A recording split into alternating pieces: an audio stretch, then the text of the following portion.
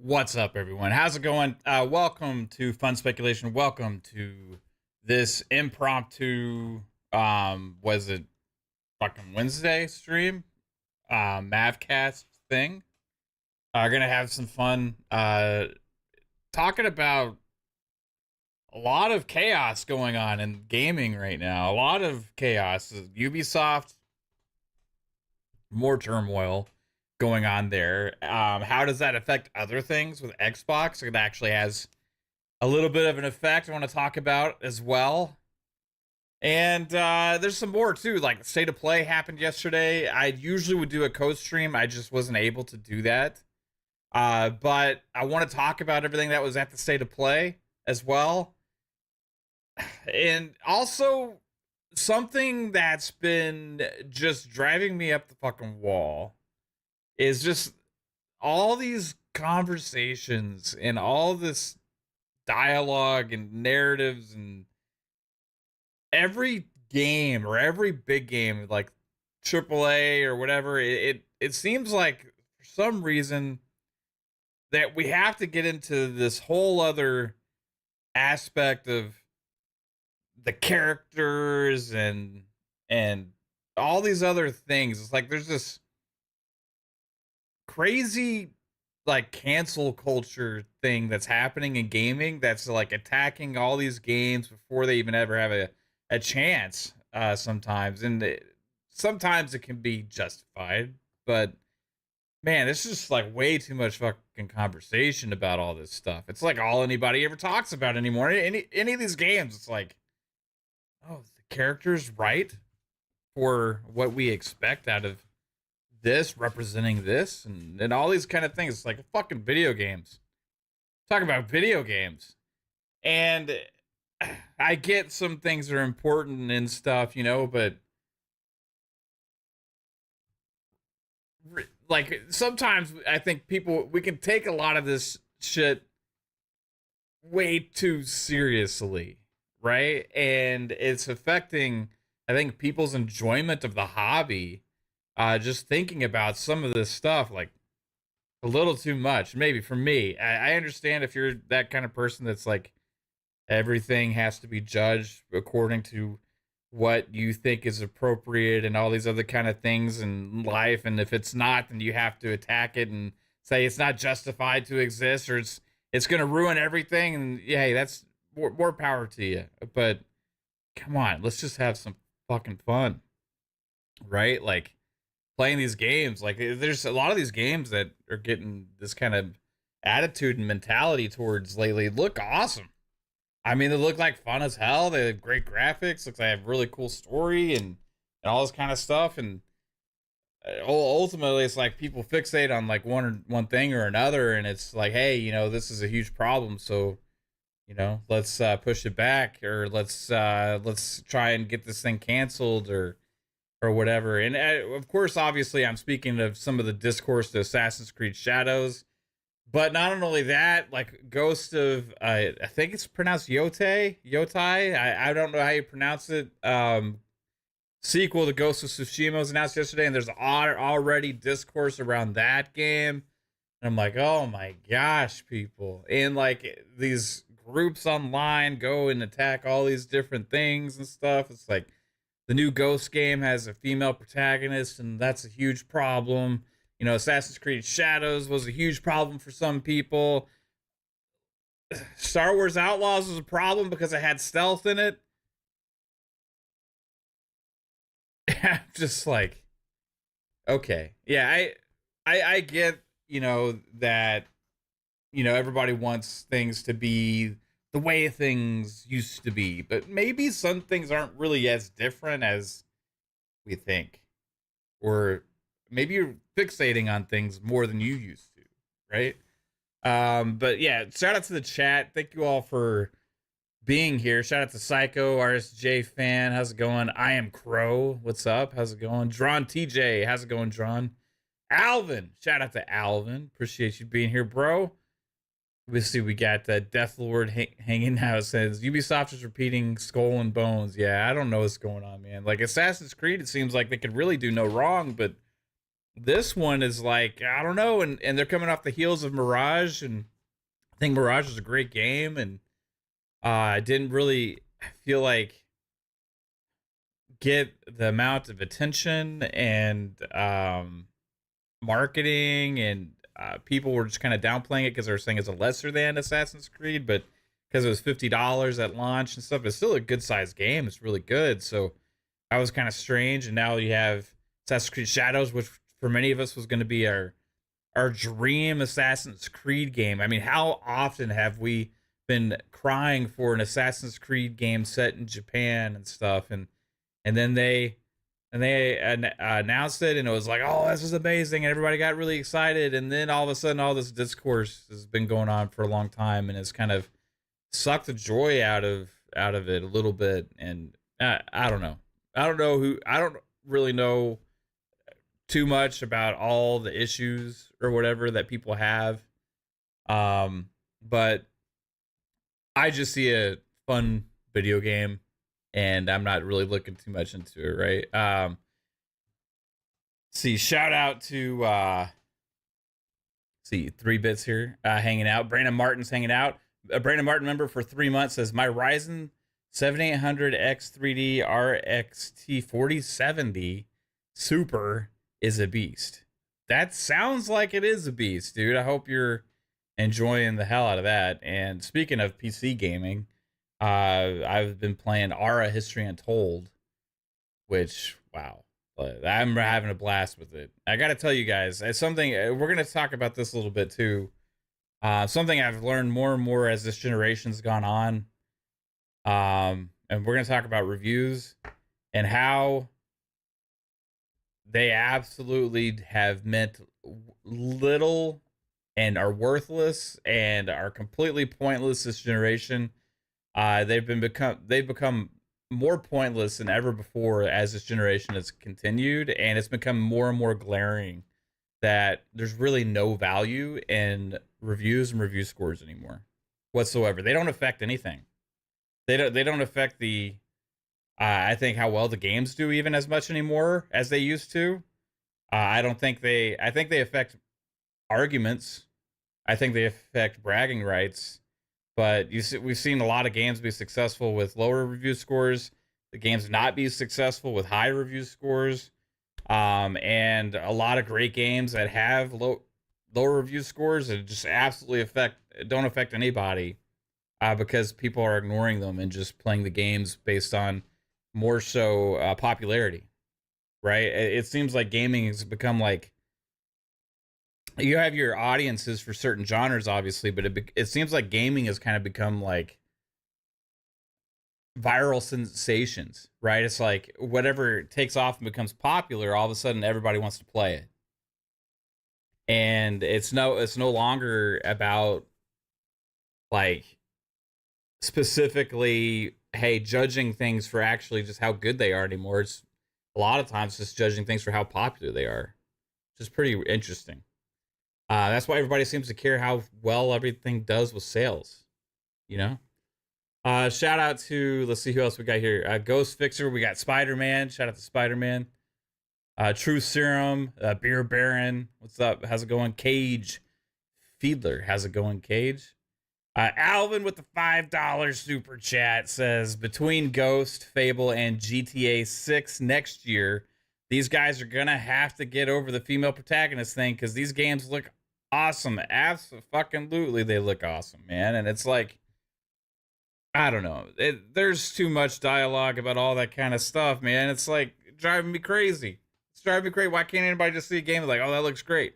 Instead, it's like, oh, this is this or this is that. Oh, this is. Let's paint everything into a box just because of the kinds of characters it has in it, or where they're from, or the race that they are, or the sexual orientation they have, or whatever. Let's just put everything in a box because something represents something other than myself. It's just getting so annoying that all the discourse about all these games with this stuff. But then also you have the opposite effect, right? Oh, now these games aren't true enough to culture. These games aren't true enough to actually staying towards the appropriate like themes and identities and setting and stuff as should be.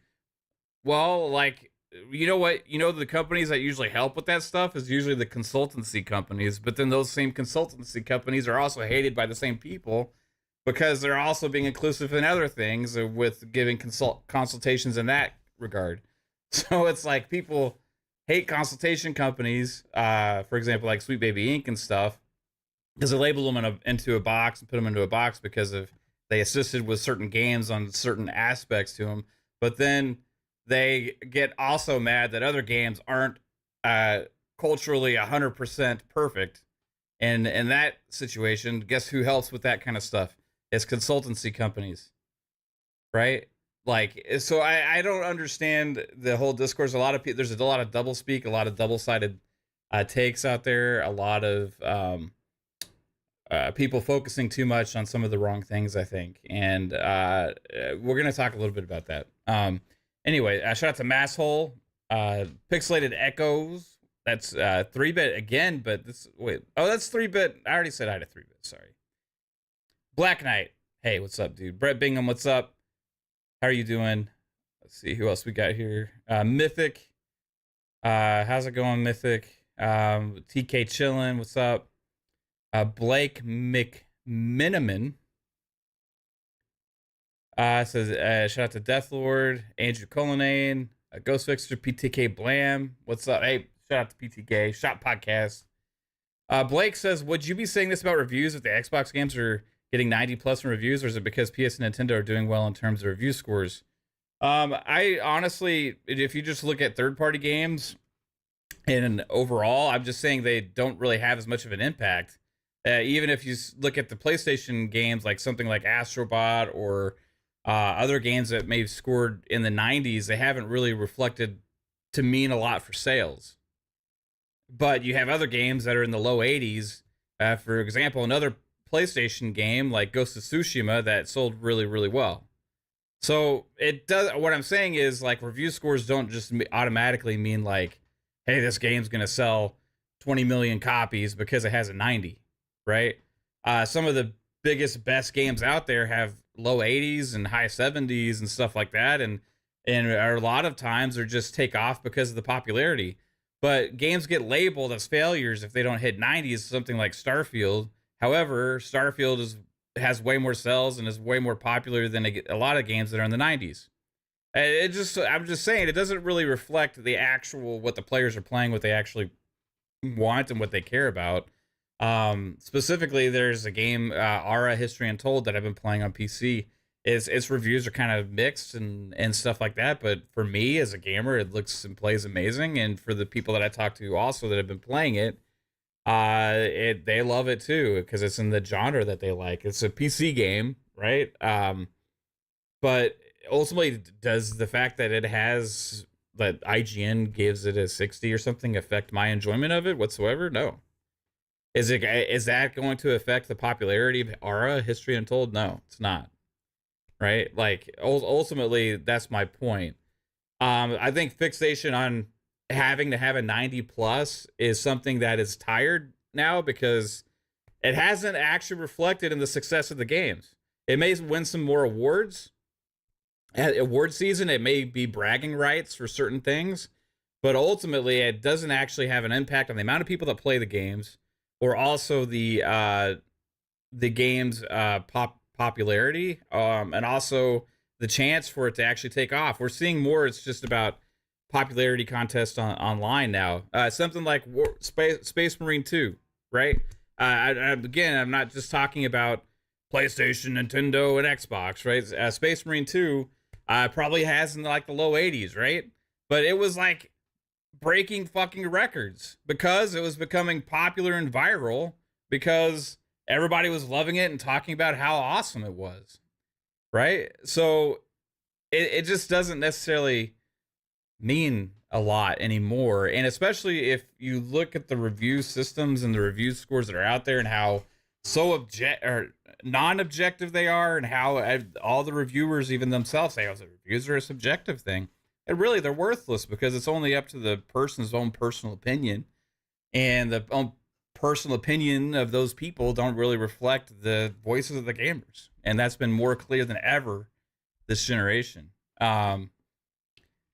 Let's see what else we got here. Brandon Martin with the $2 super chat says, "Have you tried Frostpunk 2? Game and music is awesome." Thanks, Brandon, for the $2. I have, and I gotta admit, so I started it, and I was playing, and I was having a blast, and I was like, "Wow, this is great! This is great!" And then I was playing through all the prologue, and I realized I didn't do good, and I was about to get everybody killed because I wasn't gonna have enough food. So I got to restart, but I need to go back and restart it. But it is absolutely awesome. I've been playing Ara History Untold. I've been playing Age of Mythology Retold. Man, fucking, if you're a strategy game fan or an RTS player or anything, and you're playing in the Xbox ecosystem right now, or you have Game Pass, you have a PC, you're fucking eating glorious right now. Which is crazy. Like, a lot of people say, well, why do you prefer like Xbox ecosystem? Well, this is one of the reasons. I mean, just in the last month or so, we got Age of Mythology Retold, we got Frostpunk 2 in Game Pass day and date, and we just got Ara History Untold there as well. Absolutely fucking awesome. Shout out to Big Lou Ravens. Big Lou, yeah, your Ravens. They killed us, bro. They killed my Cowboys, dude. Cyber Gunter, what's up? Sup, gamers? 2025 is going to be a crazy year. Yeah, we're going to talk about February also. February, Avowed was delayed to February because they needed to make room. Because, oh my gosh, there's just too many games coming to Xbox, and later this year, I mean, just they got to move stuff around and make space. Well, then guess what?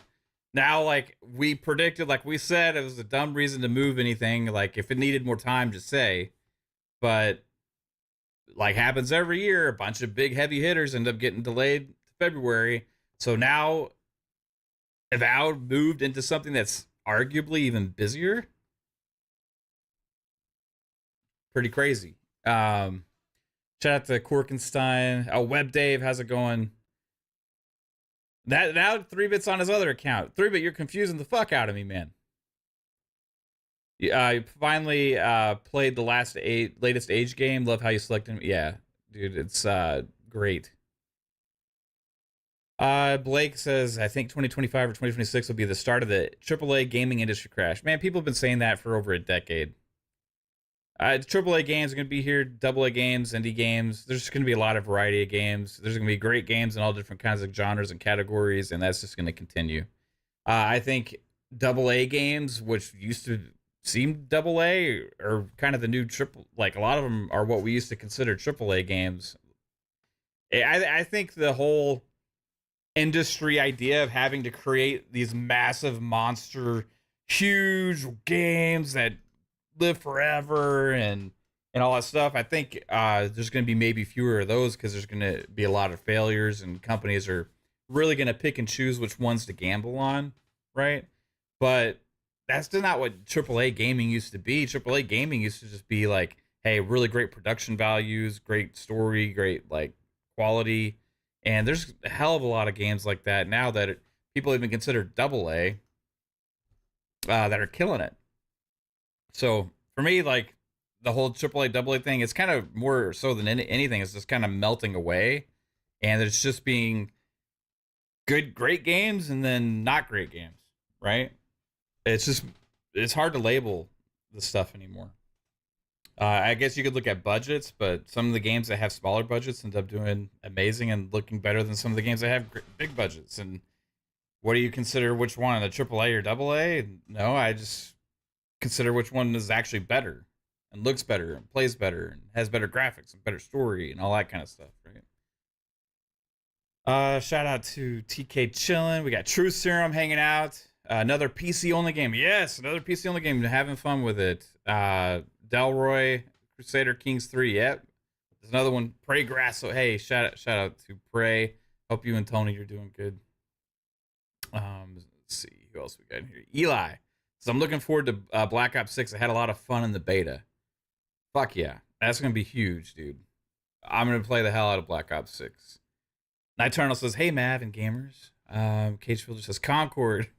Yeah, Concord is going to be the running joke in the gaming industry for a long time, and deservedly so. Speaking of Concord, I don't even know where to start with this, because we got different things to talk about, different things I wanted to talk about. First off, I guess we can get into state of play, right? I watched it last night. I wasn't able to watch it live, but I was able to watch it, and overall, it was okay. Like it was labeled properly as a state of play. It wasn't obviously a showcase. There was a lot of emphasis on remasters and stuff like that. There's some cool announcements, like some of the stuff that had been leaked, like uh, Legacy of Kain remasters, and some of the older games coming back like that, right? There was that other like online game that's coming everywhere, that fantasy game looked pretty cool. Was it online? I forget what it was called. It was like the fantasy action hack and slash, um, kind of looked like a Western RPG mixed with Souls like combat ish game. I don't know. Can't remember the name of it, but I remember it was going everywhere. That looked pretty cool. But I didn't recognize any of the developers or anything like that. And a lot of times those games I kind of have a wait and see, right? Dragon Age Veilguard I thought looked really good at the state of play. That's definitely going to be one I get when it comes out. Astrobot has some free content coming to it, so if you're an Astrobot fan and you have that game, it's cool. You get some of that stuff. Um, Overall, I think there wasn't like anything to be extremely excited about until Ghost of Tsushima 2 or Ghost of Yotei got announced. Thanks, Pong. Archage Chronicles. Archage Chronicles. Yes, that's the game I'm talking about. That game looked pretty cool, man. I still like got my like. I'm not gonna say defenses, but like, hey, I just want to wait and see type mentality on it. Yeah, there's that other game, Hell Is Us. That one's not for me. That looked like a ultra. It looked like a mix between Death Stranding and like Bloodborne or something. I don't even know how to describe it. Looked kind of weird. Shout out to Ninja Squirrel. What's up, Ninja? What's up, CBH4 God? How's it going? Niturnal, how's it going? And hope you're doing good, Pong. Let's see. So they had that Ghost of Yotei trailer. I thought was awesome. I thought the game looked gorgeous. I saw some discourse online about like, hey, didn't really look any different too much than Ghost of Tsushima 2 to give people an exciting reason to buy a PS5 Pro. I don't know about that. I think more so than anything, the takeaway watching the showcase was they didn't really do a great job on selling the PS5 Pro. Like the benefits or the justification for needing that console, right? They had the little section at the end where they talked about Final Fantasy 7 Rebirth. It's cool, right? Fine. They had and then they had Ghost of Tsushima 2. They had the little Sizzle World trailers, some of the other games, and ultimately it's like, okay, yeah. If I was only PlayStation gamer and I was all in on the ecosystem and I had cash to blow, maybe I would get it and maybe I could justify it because that's where I play all my multiplayer, play all my games, and I want the best experience possible, right? But them doing a good job in selling that to me as a consumer, like for everybody else saying why you need to go out and spend the extra money to upgrade, I don't think they did a very good job in that. They also, there was a lot of the other stuff like the Horizon Zero Dawn remaster again was kind of like, okay, it looks cool, but it's not something that anybody needed. Yeah, that's awesome. They have the $10 upgrade path, but let's just not do it at all, and let's just give people free upgrades on their games. That's what I would have rather had. Um, the whole, you know, upgrade thing, I can understand if you have like some extra free content, like some really good content. Like I think the original Death Stranding did that. They added a bunch of stuff in there for the $10 as opposed to just the upgrade for the graphics and stuff. But some of these are just like, hey, we're making this look better, and we re-recorded the dialogue and stuff like that. It was fine for the people that love the game. It's fine. Like, you don't need to go and redo this stuff to have this excuse to have something else. Like, it just doesn't make any damn sense. But at least there is the upgrade path for the people that want it. I think it's pretty fucking dumb, but it is what it is, right? It's like they're trying to make Horizon Zero Dawn into Horizon Forbidden West, like, in a way. But like, it's okay for Horizon Zero Dawn to be Horizon Zero Dawn. It doesn't need to look like and change everything to be like Horizon Forbidden West. It looked good in its own right, and a lot of people maybe prefer the way that game looks as opposed to Horizon Forbidden West in some instances, right? So I don't know. It runs great. It plays great. I have it on PC. I tested it out the other day just to see what it's like with all the like high-end settings and stuff. It looks really good. Doesn't need a remaster whatsoever. That whole concept is just dumb as fucking rocks to me. Go and bring back and remaster some games that people are missing. People are fucking missing. And they had some of these in there from third-party companies at this show. You know, those kinds of games. But Sony's like all in on this.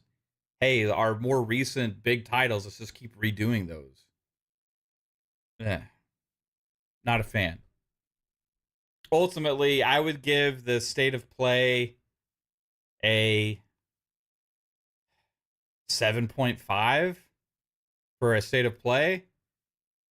You had the one big new game announcement with Ghost of Yotei.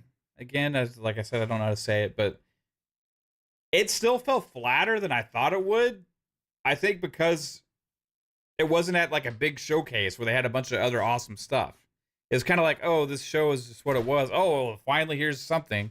Here's Ghost of Tsushima 2, and oh, it's called Ghost of Yotei. Okay, interesting. But it was like part of that whole PS5 Pro part, and I don't know. Look great. 100%. I'm going to be wanting to play that game. Ghost of Tsushima, to me, like I was talking about earlier, was probably the best PlayStation first-party game last generation. And I think Ghost of Tsushima is better than anything they released this generation. And again, where I go into review scores don't fucking matter because it scored like an 83 on Meta. And I think a lot of PlayStation gamers would actually agree with that. So, again, like it also sold really well and did really well. The question I have is, will it end up being on PC sooner than later? Will they go for the day and date on it? Doesn't seem like it, but you never know. Holding out hope on that. If not, then will they get me to buy a PS5 again just for Ghost? I don't know. It would be tough. Might be able to wait. Shout out to Delroy. Says the show was made for me when they announced the Lunar remaster. Yeah, the Lunar remaster is cool. I remember those games. Masshole says 5 out of 10. And it just says as flat as an A-cup bra. Game On Jesse says, been at work and I just heard AC Shadows was delayed. Same month as Avowed. Yes. So anyway, I'm curious what you guys thought about the state of play. Ultimately, they gotta have a showcase at some point, right? I mean, they can't just keep doing stuff like this. Like, this was their replacement bigger show, and like, for instead of having a proper showcase this year, and it just Ghost was great. Everything else could have kind of. I didn't even need to watch any of that, right? And it maybe they just don't have a lot of first party stuff to show right now, you know? And I think that's really where they're at, because they're so focused on, hey, look at all this older stuff. Oh, and here's one new game to announce. Did they announce it was Ghost next year, chat? I didn't see that. Did they announce a release year or date for Ghost? Shout out to BBA Junior. That's what I'll say. Just give me constant flow of games. Yeah, but the problem is like what I'm getting is PlayStation doesn't like for first party they haven't had a constant flow of games. Next year, okay, thanks, chat. Yeah, that's good. That is promising. Awesome. Did they say is it? I'm guessing it'll be like late in the year. It'll be like a holiday release or late summer holiday. So August, September, October, November, maybe around that time. I would assume, but it might get delayed. RSJ says, yeah. It seems like every game gets delayed, which leads me into Assassin's Creed Shadows. Ooh. All right, so there is a lot of turmoil going on at Ubisoft right now. Ubisoft has like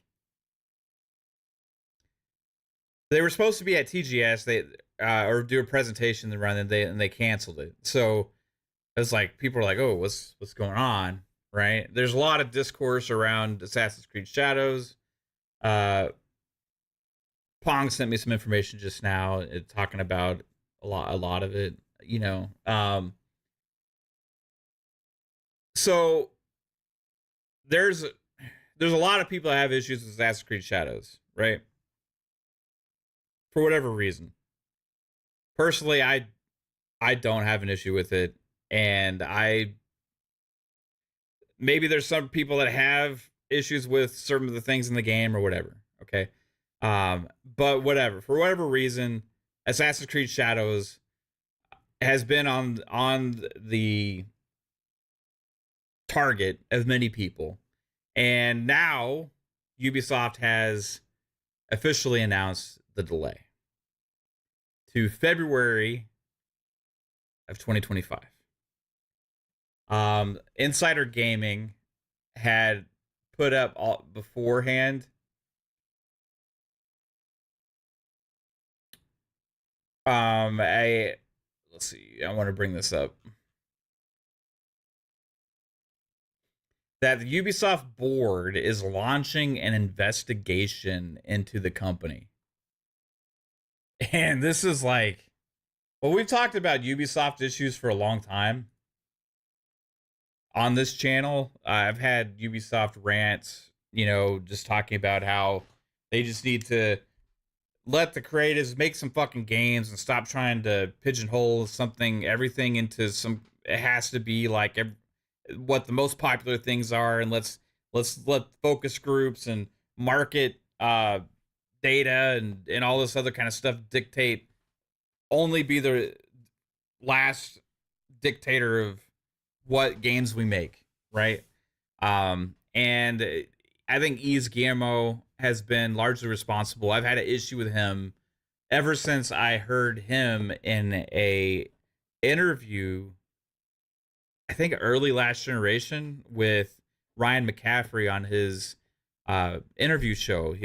Ryan McCaffrey was interviewing Yves, and at the time he had asked him about like why, because Ryan McCaffrey is a Assassin's Creed fan, not Assassin's Creed, sorry, Splinter Cell fan. And he was like, Yves, why is there no new Splinter Cell announced? Where is Splinter Cell? And, you know, what ended up happening is, again, we had a whole generation without a Splinter Cell. And Yves, like, sat there and lied. You know, he was like, well, the devs don't want to make Splinter Cell. They only want to make open world games, right? Which we know is bullshit. There's a lot of Clancy fans out there. There's a lot of Splinter Cell fans out there. We had seen, and I've heard from people, specifically somebody that's in the chat right now, about some stuff that's a lot of pitches back and forth of Splinter Cell games always getting denied because they couldn't figure out how to monetize it and all this other kind of stuff, right? A lot of people wanted to make Splinter Cell games, but at the time, Ubisoft was like, we're only going to make these big open world games, and that's it. Right, so that's why you had a bunch of those. Then Ubisoft's like, hey, we're going to turn everything into a bunch of free-to-play. We're going to turn all of our Clancy franchise and everything that into free-to-play stuff. oh, we're gonna take this other game like we were going to make that was like Assassin's Creed Black Flag and make Skull and Bones, but we're gonna change it 3 times in the background until we figure out how to monetize it properly and turn it into something like. There's just a lot of that kind of stuff always moving the needle about, hey, we're gonna make these kind of games, we're gonna make these kind of games, we're gonna make these kind of games, and with all their big franchises. That's my biggest problem. Ubisoft is they let the current most popular things in the market dictate the direction of all their games, right? Of all their big franchises, and sometimes it's their own successes, like that create the problems for all the other games that they have. Like, oh, when Far Cry became successful because it was big open world, all of a sudden everything else had to be that, right? Then they started doing the same game mechanics in a lot of their games. Or then Assassin's Creed became really popular, and all of a sudden, oh, these other games have to be like Assassin's Creed and all this other kind of stuff, right? Whereas some companies have kind of figured out, hey, it really doesn't matter what genre it is, it doesn't matter what the model is. What matters is if it's a great fucking game, and people are either going to buy it or they're not. Ubisoft's kind of failed on that regard. They've, I understand gaming is a business, and they've outbusinessed themselves in a lot of ways, and it's led them to this place now where they are in this massive turmoil. Their stock prices have absolutely plummeted, right? Assassin's Creed Shadows is their hopeful savior after Star Wars Outlaws didn't perform as well as they wanted it to. Star Wars Outlaws, I think, is a great game. It has some issues, but ultimately, I think it's fantastic. I really enjoy it. There's some mechanics that some people don't like the stealth mechanics and stuff in there. The character faces morph in weird ways and stuff and look kind of wonky at times. Ultimately, nothing in that game has distracted me away from the enjoyment when I was playing it. I actually really like it. But that didn't perform as well as they needed it to. And like Ubisoft's needed these wins, right? They've needed some wins because they were coming off of already struggling. Then they had, oh, well, finally our big games are coming out, right? Then they had Star Wars, didn't perform as well. Now they have a lot of the stuff going on with Assassin's Creed Shadows, whether it's justified or not. Like I said, I don't fucking know. Okay, I could read a million things about the drama going on behind the scenes of Assassin's Creed Shadows, and I will still not understand it because I personally don't have an issue with it, right? It's just because it doesn't bother me, so I don't understand it. Like I said, if some people have a problem with what's in video games, then that's up to them whether to buy it or not.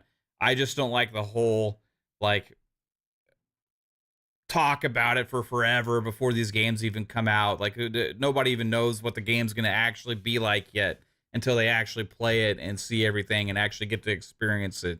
I think really a lot of the conversation could be had after you actually have a chance to see the whole game and play the games or whatever. So a lot of times like this conversations happen and they kind of derail things or cause this panic or lack of excitement or drama around things, cancel culture type attitude. We saw the same thing with Hogwarts Legacy because of J.K. Rowling and stuff like that, right?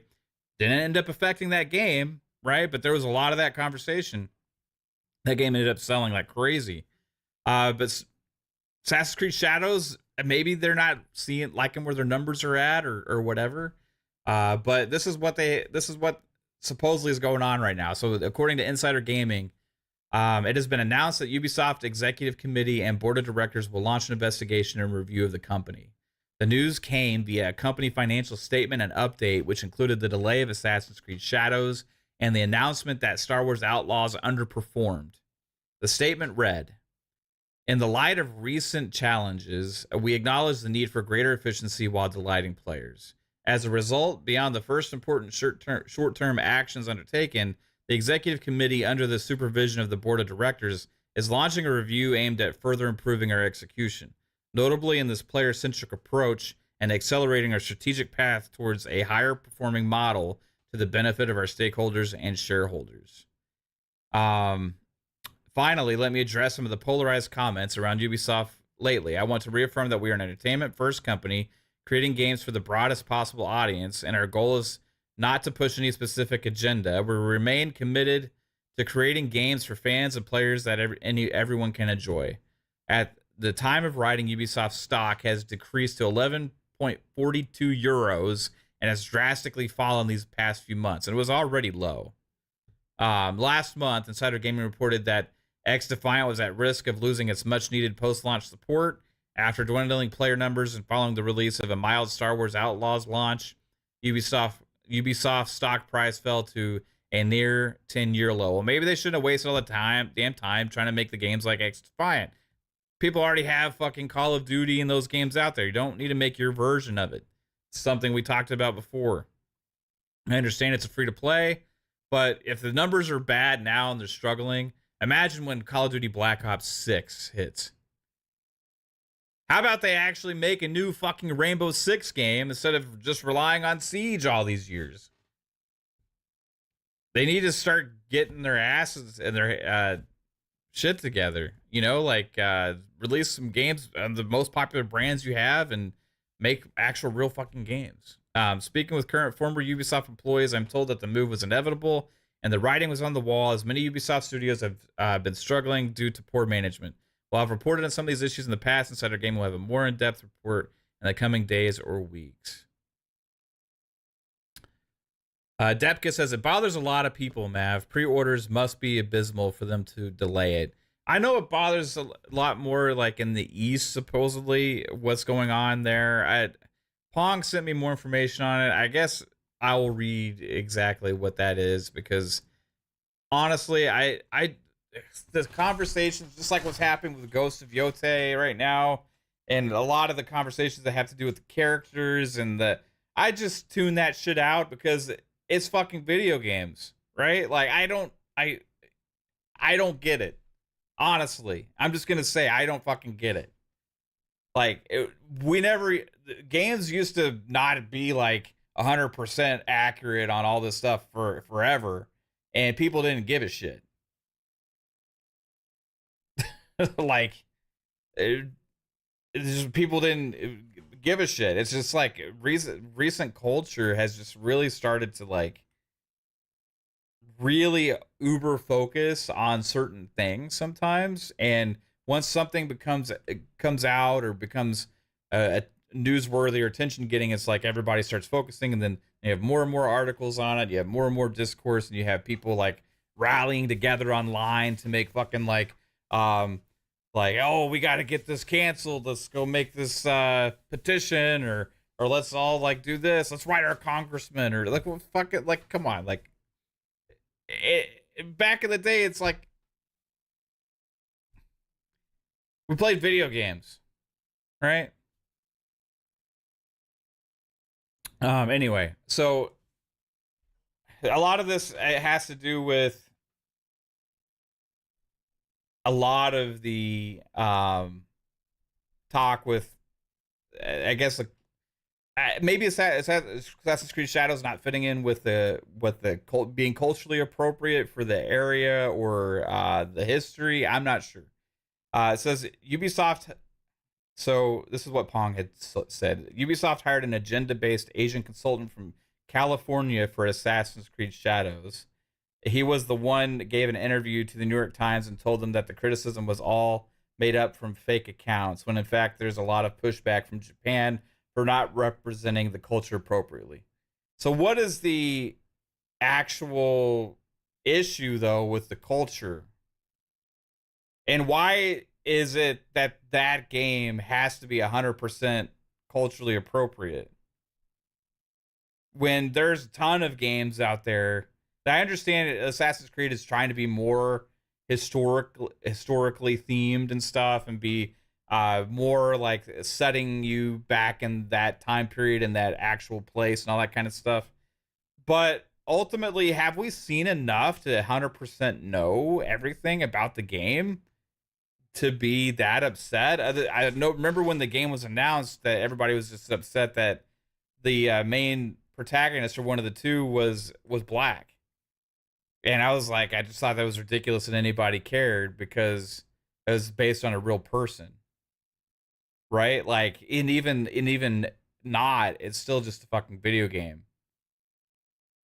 So, like, did they 100% get the culture right for Assassin's Creed 3 with the whole Native American culture and all that stuff? Was that 100% accurate? Was it accurate there? I don't know, but I probably not. Like, did they get Europe right, and they get like London right, or any like Italy right? Yeah, I imagine that there's probably significant actual issues with any of these games. Just like movies. Like, movies have always been like this too. You can have settings and time periods, and it's like, ooh, that's like really not right historically or culturally. It's the wrong all the fucking time. Like, all the damn time. All the fucking time. They're wrong. Like, you have people out there, you can watch YouTube videos all day where they're actually judging movies over historical and cultural accuracy, right?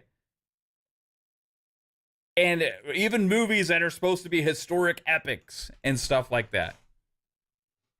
So I'm just saying, why do we have to focus so much about like a specific game and be like, this is not, we can't let this happen, right? This is, all these other things exist out there in this world, but this is too much.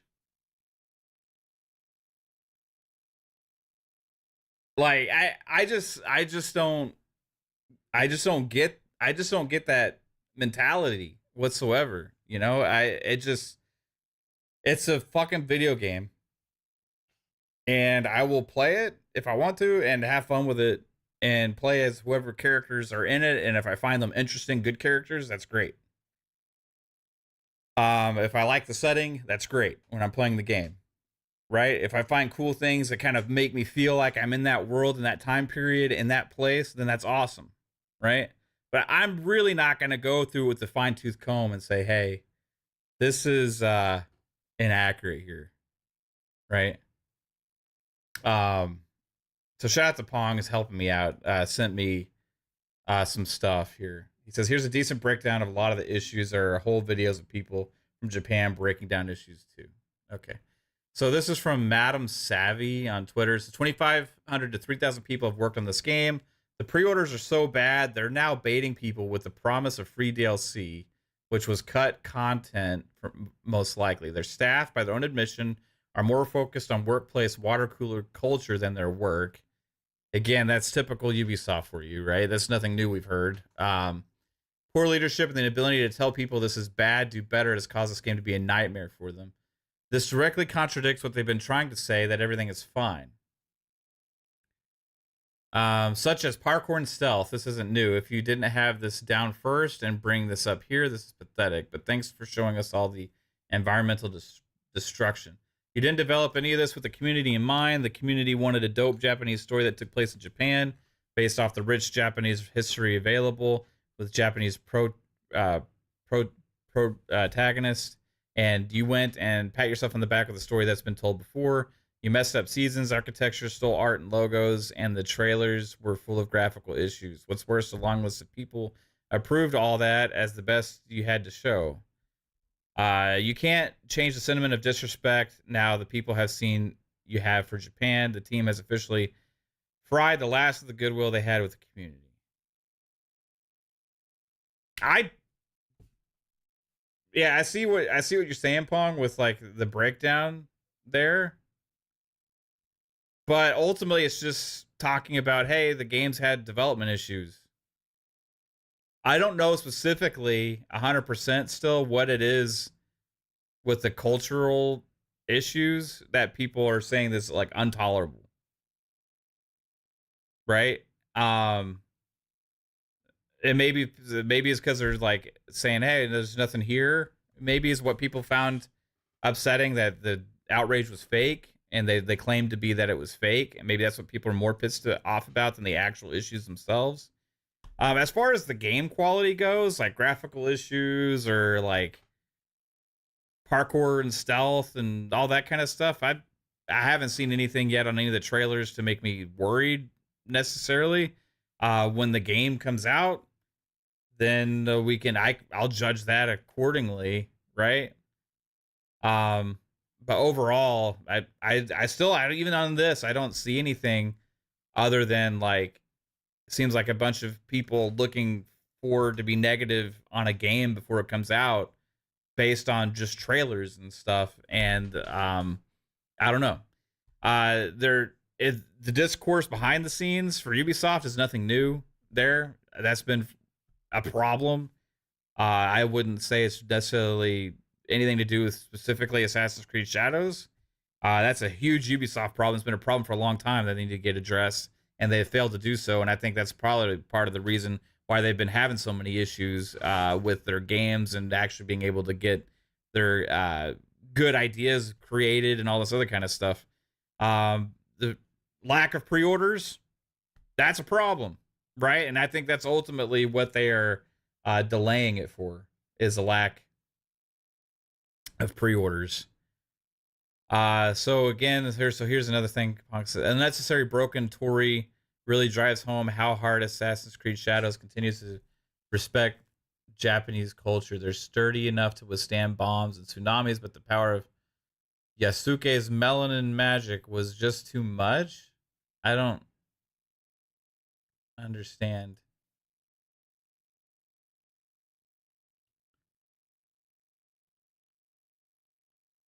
Okay, I don't, I'm not into the, I don't know, man. I don't understand the culture myself, you know, but I haven't watched the videos and stuff because honestly I just don't care to. I understand, I understand that people are upset about cultural stuff in the games, but I'm just saying, like, when does it become so important that we, like, these games are getting canceled before they even have a chance to come out now? Like, you could literally go to, like, hundreds of other games and find cultural problems or, like, movies all the damn time. But it's like this hyper focus on this game for some reason for this stuff. Now, for people that are sensitive to it, I hear you make your voice known or whatever. I just, like, the whole cancel culture about all these things, like, man, if you go back to some of the most badass, we always talk about this, right? Now I'm just gonna say this. We always talk about, oh, remember how everything was like great in the 80s and there's all these badass movies and all this badass stuff, and it's like they just made movies that were cool, or the games that were like great, and they didn't care about any of this other stuff, or care about being this or that, or care about having to make sure they're anything for certain people. They just made stuff for us, right? And it's like that's what we should all get back to. You know how much fucking culturally inappropriate and ridiculous shit there was in the movies and the time back then? Everything was fucking wrong. Everything was just fucking fake and wrong, and nobody cared. Nobody cared.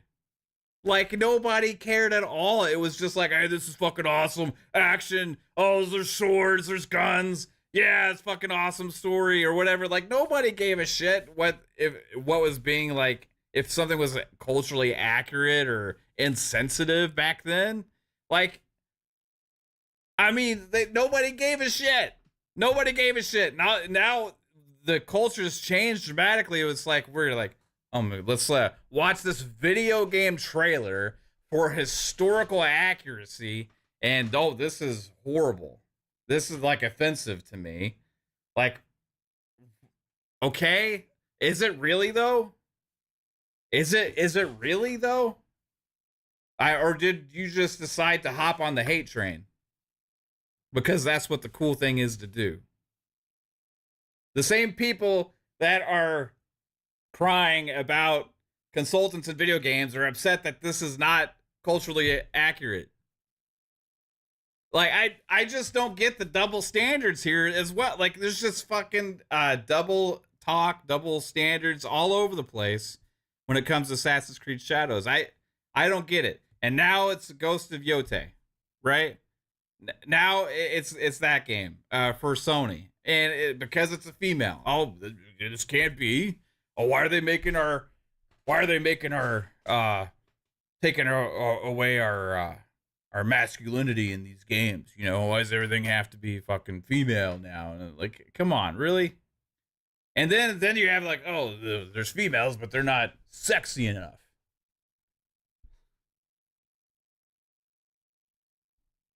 There's games for everybody, right? That's the whole thing. There's so many fucking games out there.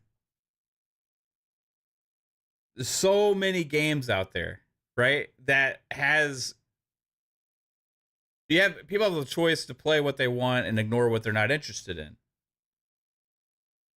And too much conversation in gaming is about all this bullshit. It's like, let's just fucking chill and just play some fucking video games. Like,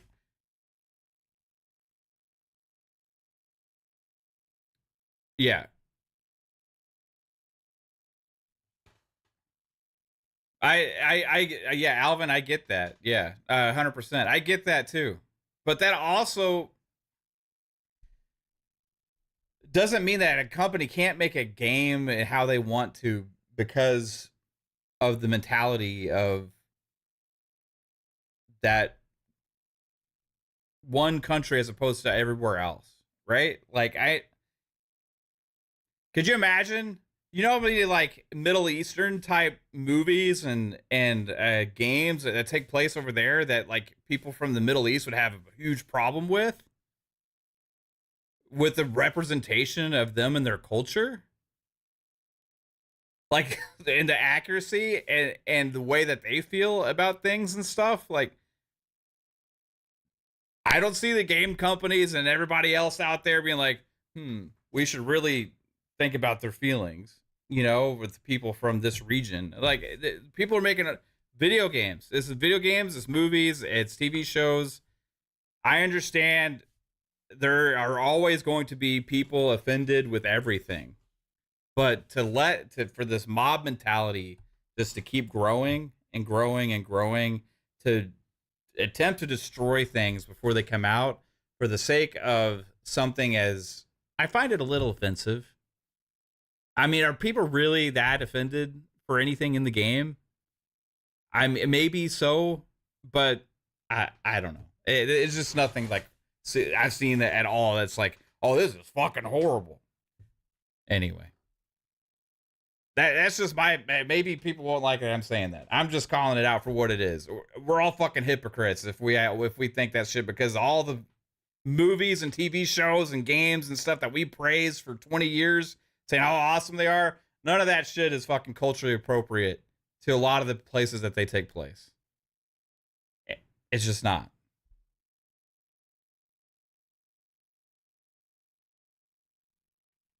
So, is what it is. That's why I just get annoyed by the discourse on it all the time. It's like, that's all I ever see people talking about all the time. It's like, that's something I kind of knew this generation too. Like, this games have been around for a long time, but like this generation, we have more and more conversation about all this stuff than ever before. Um, but really, the games haven't changed that much. Yeah, the games, like, you have a lot of variety over a lot of characters and places and themes and genres, and I'm just fucking relishing in it, man. It's like so many awesome things to play. If you want a certain kind of game, it exists out there for you. If you're looking for something that fits what your idea of the way things should be, it exists out there for you. There's stuff out there for every person of every mentality to play. But it's become so much that people have to go and attack the things that aren't for them or that they find shouldn't belong. And that is the same culture that has gone into social media, has gone politics, gone into every other facet of this world. And it's like, fucking, are we going to really do this in video games now? It's fucking video games, right? Can we not make video games fucking political? and have political arguments and talk about agendas and all these other kind of things. It's like, if you're not interested in it, just fucking get the other thing that's better for you because it exists. And guess what? The companies will learn what sells and what doesn't. And they will always chase the money. They will always chase the money. 100%. So if they find enough people don't like something, then they'll move on. But this mob mentality to try and create that situation, oh my god, that just gets really fucking annoying to me. But anyway, regardless, Ubisoft is in fucking shambles right now. I don't know what's gonna happen with them. I've had a lot of issues with Ubisoft in general. Like everything we talked about before, like not being able to just get to grips with making great games and letting that be the focus, right? There's the business side and then there's the creative side, right? And you should have like a happy marriage there, right? I understand business is always number one because the games are meant to make you money, right? But they've gone too much this side where it's like all business and things down here is creative, right? It's like 99% business and 1% creativity. And that's the issue I've had with Ubisoft. They have fucking so much talent there. That what they end up making ends up turning out good quality. You have good graphics, you have good stories, you have good worlds, you have fun gameplay, all these other kind of things. But they've lost the plot a little bit or a lot, and allowing their creators to make the things that they want to make and trying to be supportive and then trying to figure out how to best make that into a great business, right? Instead, it's like, we can't do that. None of this. We only can do this, right? And that's just been horrible for them. Experimenting, dicking around behind the scenes, all those free-to-play things. We called it out when it was happening, so it is a bad idea. And turns out, just like PlayStation ended up being not a very good thing for them. They have some successes, but those successes kind of happen naturally. They saw the success, were like, oh, let's make everything like this. It doesn't work that way.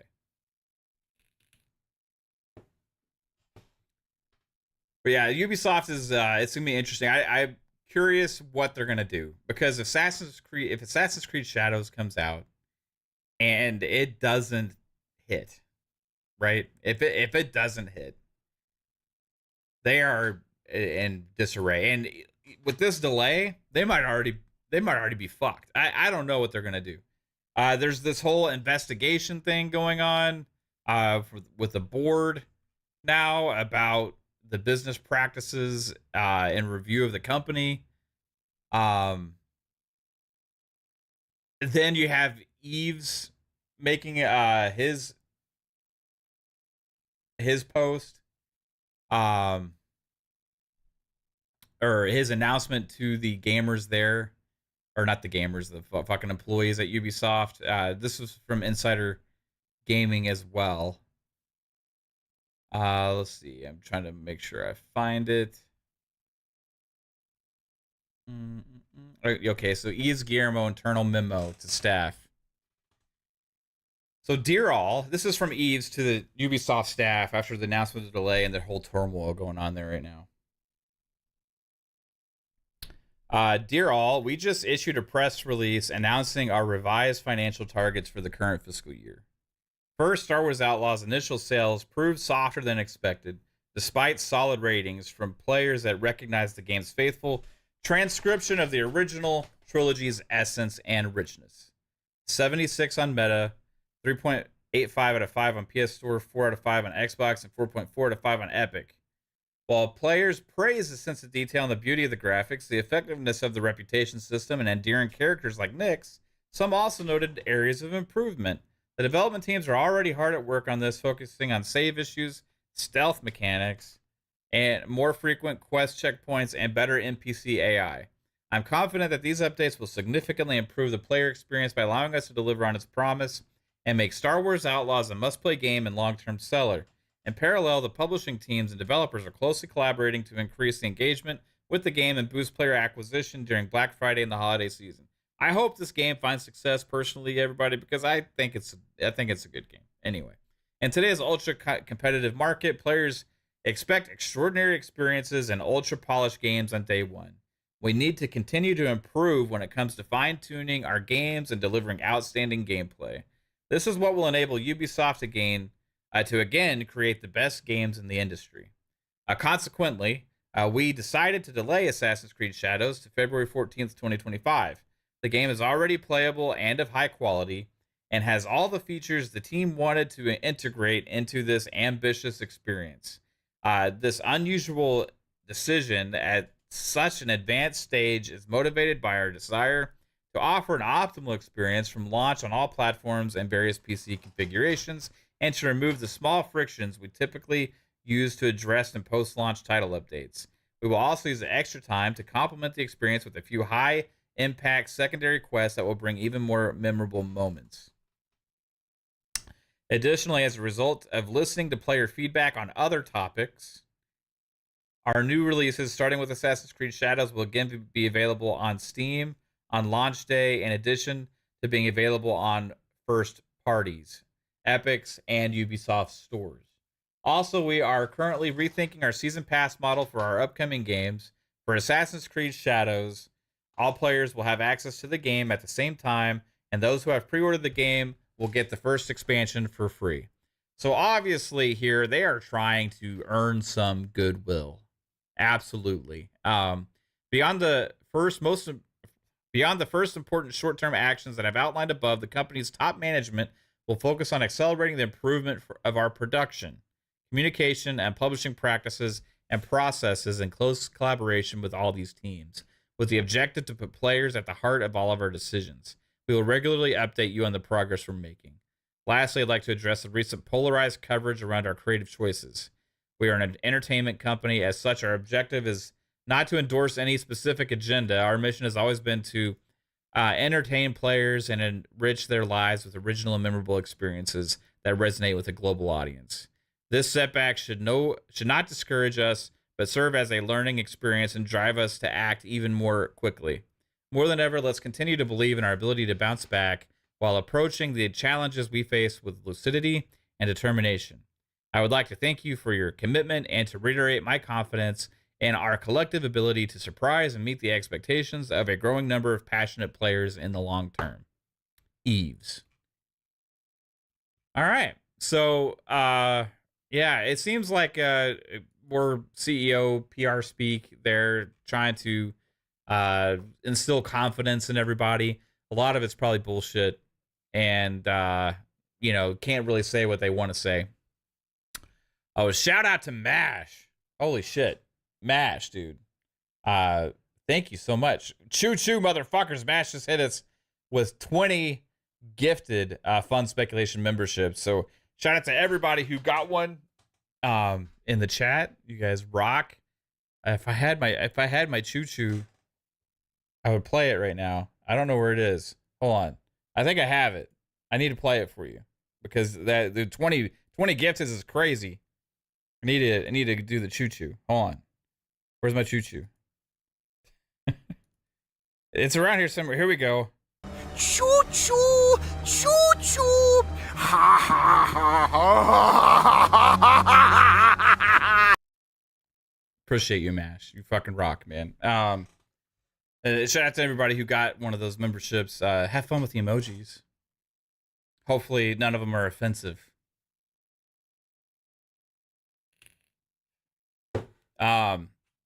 Anyway, yeah, like it seems to me that Ubisoft they've lost, like, and I blame the Guillermo family, that they just have lost the plot on what to do, to like have this great direction. That's all I can say is like they need to have better direction. It's like they're the McDonald's that takes too long, and gives you cold burgers still, right? You know what I mean? Like if you compare, like, you got 10 fucking McDonald's in your fucking hometown, you know? Like that's the one that, you know, if you go there, it's going to take a fucking long time. And when you get your food, even after you've waited a long time, it's going to be kind of cold. Now, whose fault is that? Right? Because they all have the same ingredients. They all have, and this one also, wow, they have like 20,000 employees inside the fucking McDonald's. Like, they're just running around with chickens with their head cut off, having parties in the back. Like, it's management, right? You ever been to like a restaurant? They have like, we have new management or whatever, and it's like all of a sudden it runs like a fucking well-oiled machine, and your food's actually good and all this kind of stuff. And it's like, man, glad we got that new management, because that other management sucked, right? That's what needs to happen here. Ubisoft is, the problem's at the top, right? The problem's at the top. They need a new structure, a new organization. They need new leadership, and that needs to permeate throughout the entire business. They have talented developers and they have amazing IP, but they are failing to utilize them properly. They're failing the gamers in all of those senses, by not delivering on that stuff. What they have done to the Clancy brand is fucking ridiculous. That was like that's such a like treasure trove, and was filled a certain niche in the entire genre that like Ubisoft pretty much had to themselves, right? Ubisoft had this, like, hey, this kind of more ultra realistic, you know, tactical style shooter, and this espionage kind of world and stuff, Black Ops and all these other kind of things. Like, they had the whole Rainbow Six thing, they had Splinter Cell, they had Ghost, and how can you fucking fumble that so bad? They turned Rainbow Six into what it is, and just like, well, hey, it's making money, we're good. Hey, let's just keep doing new seasons of that. Let's just forget about everything else. It's still crazy popular. They haven't released a Splinter Cell game, which is their one. Sam Fisher and that character is like arguably their most fucking popular character. Period. And they went an entire generation without releasing a Splinter Cell game. And we're 4 years into this generation and still no Splinter Cell game. What the fuck are they doing? I know they're supposed to be making Splinter Cell Remake, but knowing Ubisoft, they'll be like, well, people didn't like the stealth in Star Wars Outlaws, so we're going to have to rethink actually releasing that game.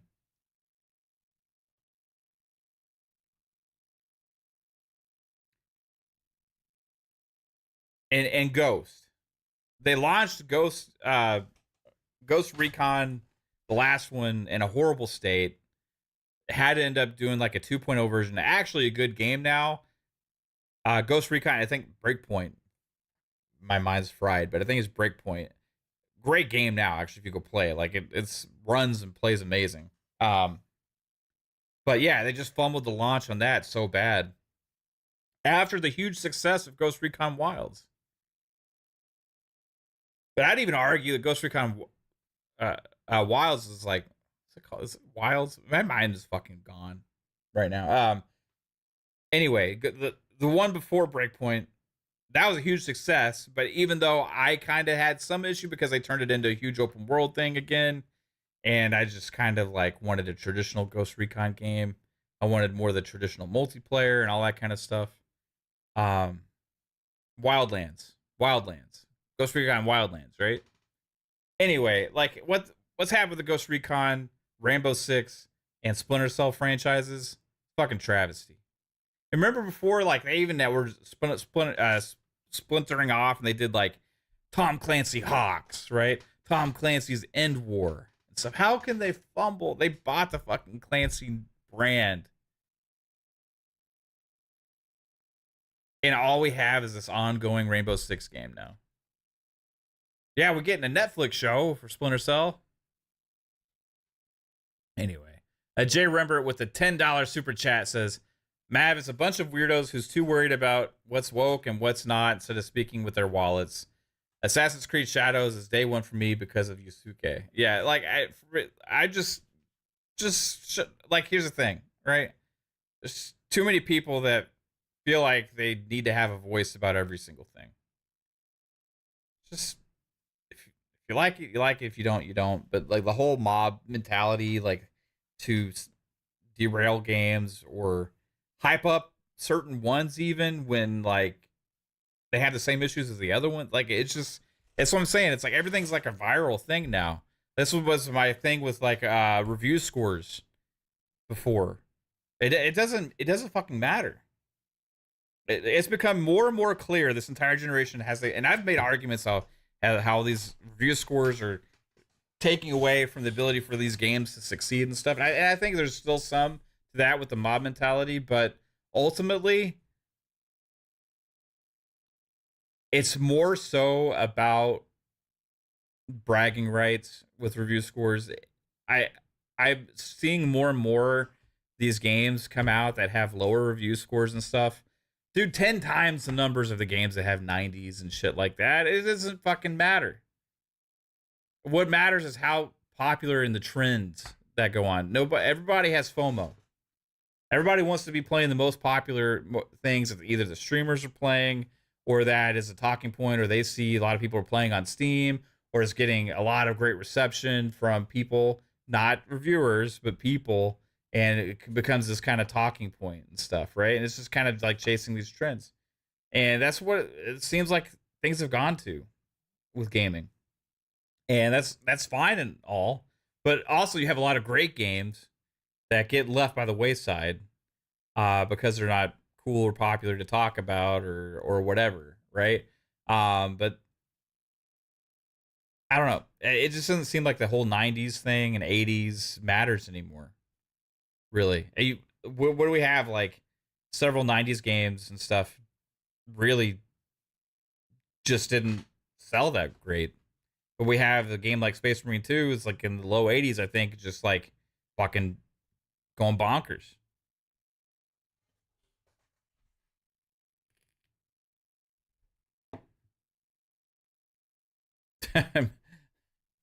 Maxi Coleman says, I'm South American and Wildlands was so offensive to me. I don't know if that's a sarcastic comment or if that was a real comment. But if it's a real comment, then hey, do you feel like there should have been a whole cancel culture against it before it released? I'm just saying that like there's a million like games out there that have people could have issues with, like whatever, right? If they get certain details wrong, like I remember when Spider-Man, they had the wrong flag in Spider-Man 2. Like in Miles Morales' house or something, like, yeah, that's something you need to fix, and that's a dumbass mistake, right?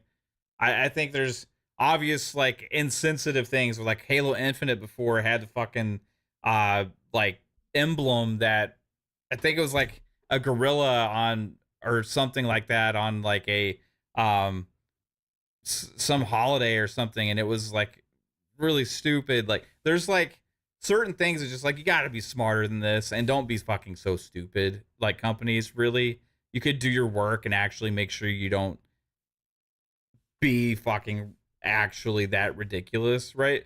But like overall, there is a lot of things you could pinpoint and stuff. And you know, Maxi says 100% real. Hey, 100%. You know, there's a lot of games that take place in the United States that we could say, hey, if it takes place in the South, okay, oh, that's really not accurate or culturally representative, or like it takes place in certain places, or like you could pinpoint to so many things. You could pinpoint to games where they've destroyed the Statue of Liberty. Oh my gosh, right? Like they've destroyed the Statue of Liberty. You know, like you could pinpoint to tons of different things and try and make a argument of a million things, right? It's just like it's entertainment. It's video games. It's entertainment. It's movies. It's not meant to be like 100% historical accuracy and all these kind of things. Like we used to not care about the shit, and the times we remember as being the best, everything was always fucked up. None of it was culturally appropriate. None of it was sensitive to anything, right? And that's the times everybody's arguing for. So it's just, I don't know. See, there's so many double standards out there.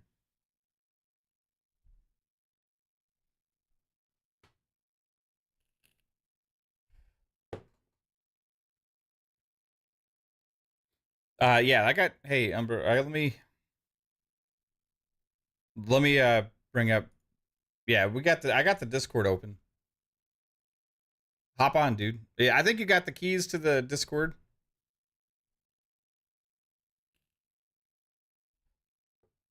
RSJ says, I like playing a woman in a game, but I am a woman though, so I play as women in games. I play as men in games. If a game has a woman protagonist, I'm okay with it. If it has a guy protagonist, I'm okay with it. Right? If it has somebody that's some kind of different race or sexual orientation or whatever, I'm fine with that too. I don't give a shit. It's just, is the game good? Is the story good? Right? Like I don't need it. I don't need to be somebody and play a game that's 100% representative of me in my life and my views on the world. Right? I play games to escape. Play games to enjoy this fictional reality or fictional play space that we're in, that we get to kind of live in that world that they create. And sometimes it's trying to be realistic or trying to be as real as possible, right? But it's never going to be 100%. Like, and we can applaud things that are like amazing, like historical accuracy, cultural accuracy. Like, hey, great job. We applaud you for that. That is amazing. And sometimes we do that with movies and TV shows and other things that they get a lot more right than other things, right? And it adds to it. But there's also the opposite, you know, where it's just like everything's fucking wrong and nobody cares and we just have fun with it, right? It's just a fucking video game. It's escapism. I got, let's see here. I'm hopping in. I got Umbra hop in with me. Let's see. Can you hear me, Umbra? Yeah, I hear you, brother. What's up, man? How you doing? Not too. I'm good. How are you?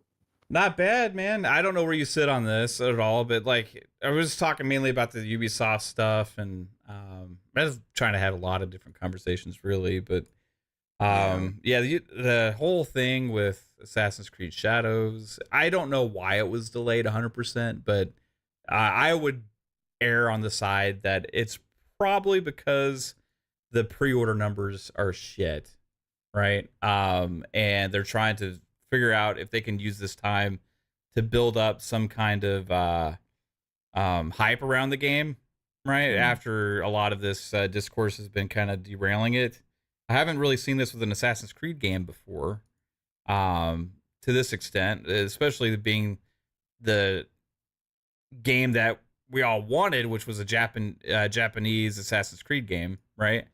But it seems like maybe, at least to some, it wasn't the one that people wanted, and it's kind of affecting things. But anyway, where do you sit on it, bro? So I think yeah. I think maybe some of that could be true as far as the pre-order numbers or whatever, and I'm not sure how dramatic that is. I think Assassin's Creed games, titles and such, they're going to sell well regardless, right? I think this is just part of the inner turmoil with Ubisoft in general. Like, they had this issue already with Star Wars. You know, Disney wants their return on investment. So, like, and we saw that even with the Wolverine situation, with Spider-Man, which is why a lot of us feel those games might be on their last legs with Sony, but we'll see. as far as just being exclusive. At what I mean by that, at least, Mhm. because they might need to get more money for that, and Disney might be like, "Hey, this is not working out as much as we want." That could be the case. Then again, there is the point that they have renegotiated the deal with Sony to include Spider-Man in more MCU movies, so that might be part of the deal for them to keep it on Sony. So that's kind of neither here nor there. But I don't think it's solely because of, oh, they don't want a black man and a woman as the main Right. characters. I think, you know what I mean? I think those who are part of the like the anti woke, for instance, thing, they see this and they're like, yeah, W, yeah, we won. And I think we have gotten so lost Mhm. when it comes to this discourse in gaming, when it comes to this woke versus anti woke stuff. Well, it's in general, period, but it's Absolutely. affected gaming like more recently this generation, especially the last like 2 or 3 years, Hmm. even more so. And it's just created like this like alternate reality where I'm just seeing everybody talk about this stuff, and I'm like, what the fuck are we even talking about? Like, what is like? Really, nothing's different. Yeah, and it's Yeah, like this weird division for nothing. yeah. It's more. It's like it's taking a stand and arguing for something for the sake of it. It seems like where you're trying to, anytime something happens or seems a certain way, it belongs in this box, and we're Hmm. against that box, right? So we're Yeah. just gonna throw it in the box, and we're gonna put it in there with everything else that we hate, and say that it doesn't deserve to exist or it doesn't deserve to belong Hmm. to my world, because this is my world, I'm living in it, and nothing else deserves to be a part of it, right?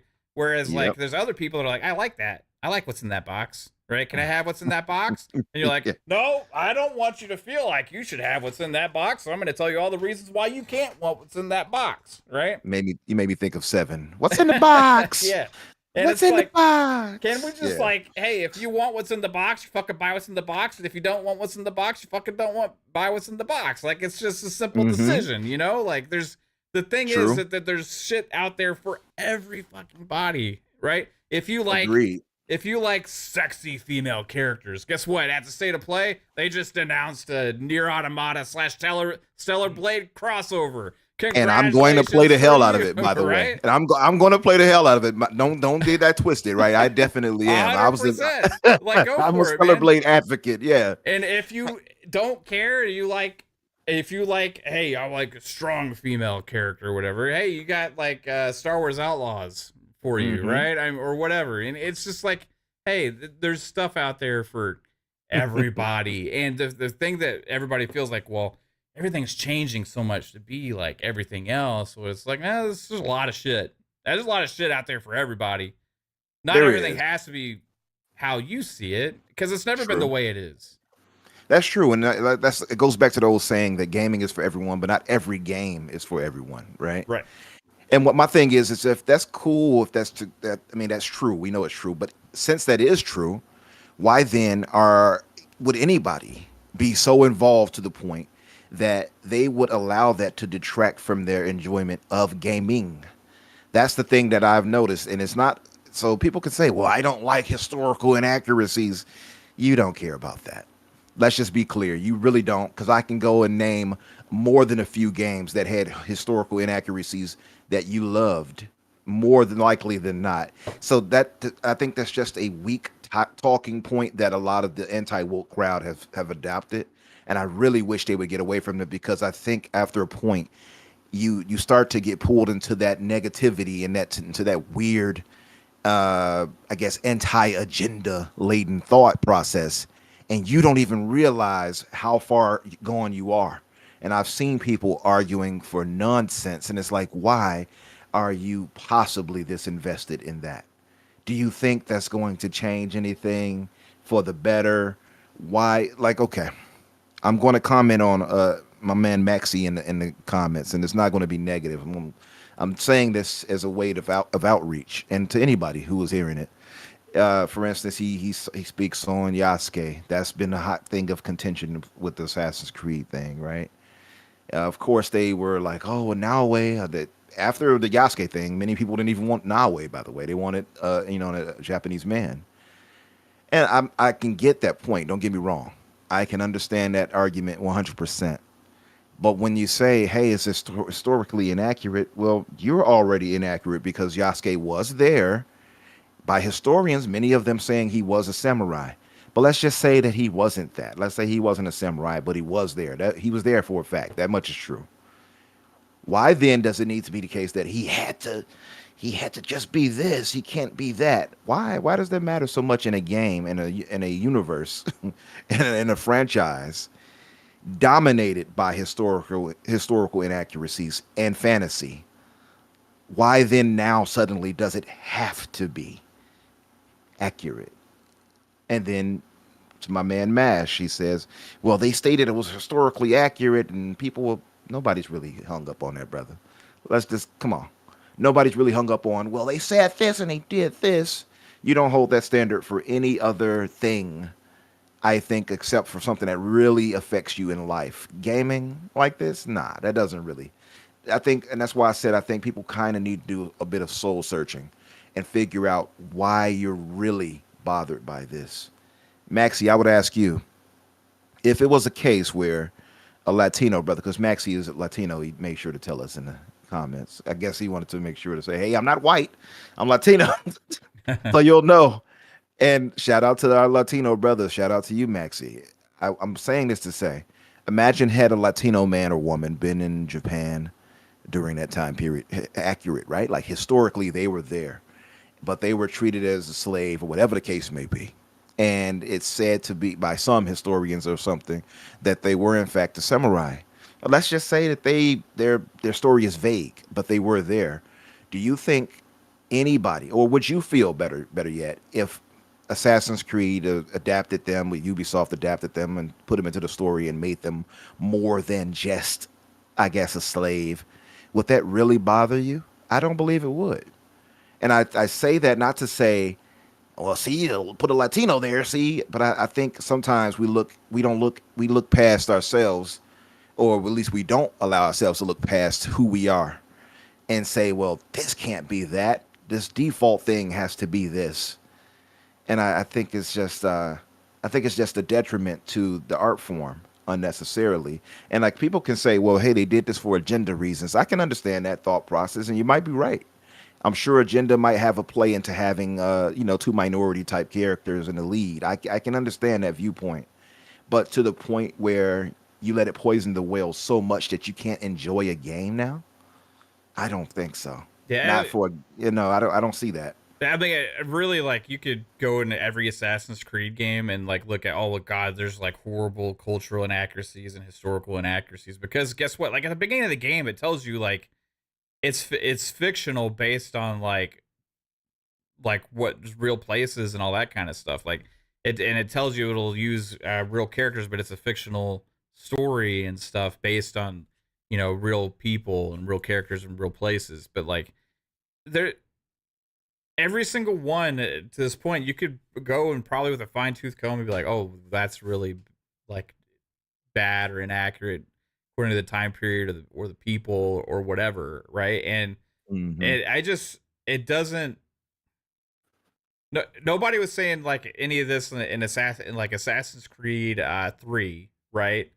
Where Yeah. you play as Connor, right? Right. And people are like, "Oh, let's have an outrage because like this is like not really what we should expect to play as like in that time period for this place." And like, really, like I don't understand why we are gotten to the place now that a certain kind of character in a certain place at a certain time means that we aren't allowed to enjoy the game. Mm-hmm. Right? And it's a fucking video game. Yeah. Where we have played all different kinds of characters and all different kinds of games, and in the past, and these conversations never even come up whatsoever. You can look at also for movies and TV shows and anime and even and stuff like that. How many other references do you have in pop culture media where you may actually play as like a black samurai, right? And even in Mm-hmm. past video games, right? like there's no reason why. Isn't there like a fucking video game called Afro Samurai, or is that a It's anime? anime and a game. Yeah, And a like, game, both. Yeah. I'm just saying, like, I get they're not trying to be historically accurate or whatever for some things, but like, Right. Assassin's Creed is historically accurate to a point, and like if something's up in the air for question on like legitimacy or not, like it's okay for it to be in a game, like it's fucking video game. The point to where we have to sit there with fine tooth combs now and try not to be like offensive in certain areas when it's just mainly about like small details, right? It's gotten to the point where it's like too much, and that's the same side. You can look and say, well, also there's a lot of people that are saying that we also need to make sure that we aren't offensive with everything, right? And we are more inclusive with everything. So it's like you can't really, if Ubisoft can't win here either way. Yep. Okay, Damned what do they do? Damned if they don't. Okay, so let's say they decide, okay, well, we've had a lot of backlash from this. We're actually going to change the characters. We're going to change some of this stuff. Oh, you're going to have even worse outrage from other people. Like it really is just let the creators make what they decided to make, and it seems justified enough to fit within the time period and the place and everything that I feel like it's worthy of playing and having fun with. And if the game isn't good, then the game isn't good, and we'll find out. Right? Yep. If the game is great, the game's great, and we'll find out. But people have already making these assumptions and stuff based on, these feelings that they have that they've become part of this whole like culture war. It seems like, and that's really what it is. It's a fucking culture war, right? It's definitely a culture war. It's a culture war with the like inclusive mentality versus the I remember the way things used to be, and I like it that way, right? But the thing that I always have an issue with is that for me, the side, I agree. There's certain things that are like, okay, you can tell it's forced, right? You can tell it's forced. Certain TV shows, movies, all this kind of stuff. You can tell there's some forced stuff there, right? Yeah, right.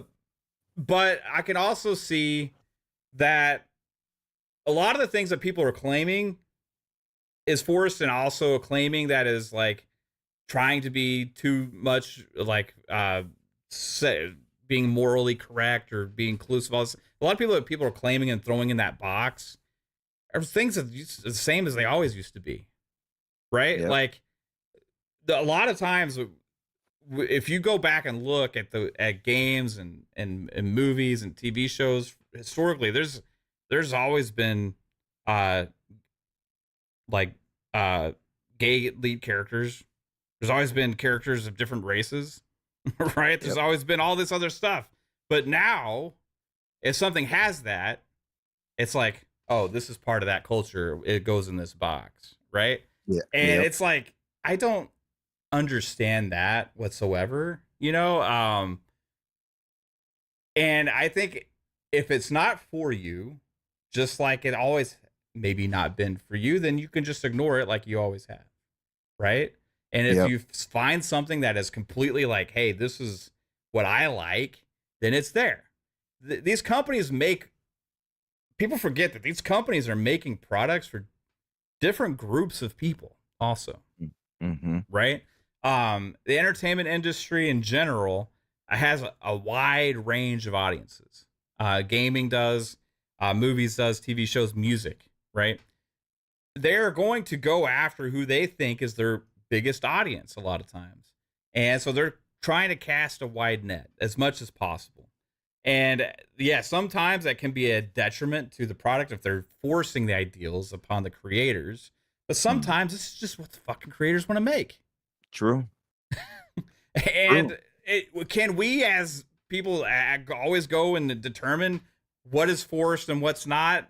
No, I mean, I think sometimes there's some more obvious than not, but like overall, there's so much stuff out there for every kind of person that with any kind of mentality to go and buy what you want, watch what you want, play what you want.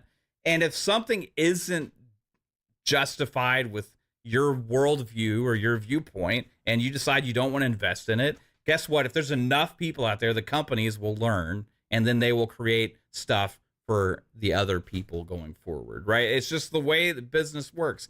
I think a lot of the conversations have been kind of forced mainly online, whereas it's kind of forcing the narratives, where sometimes there's nothing there, right?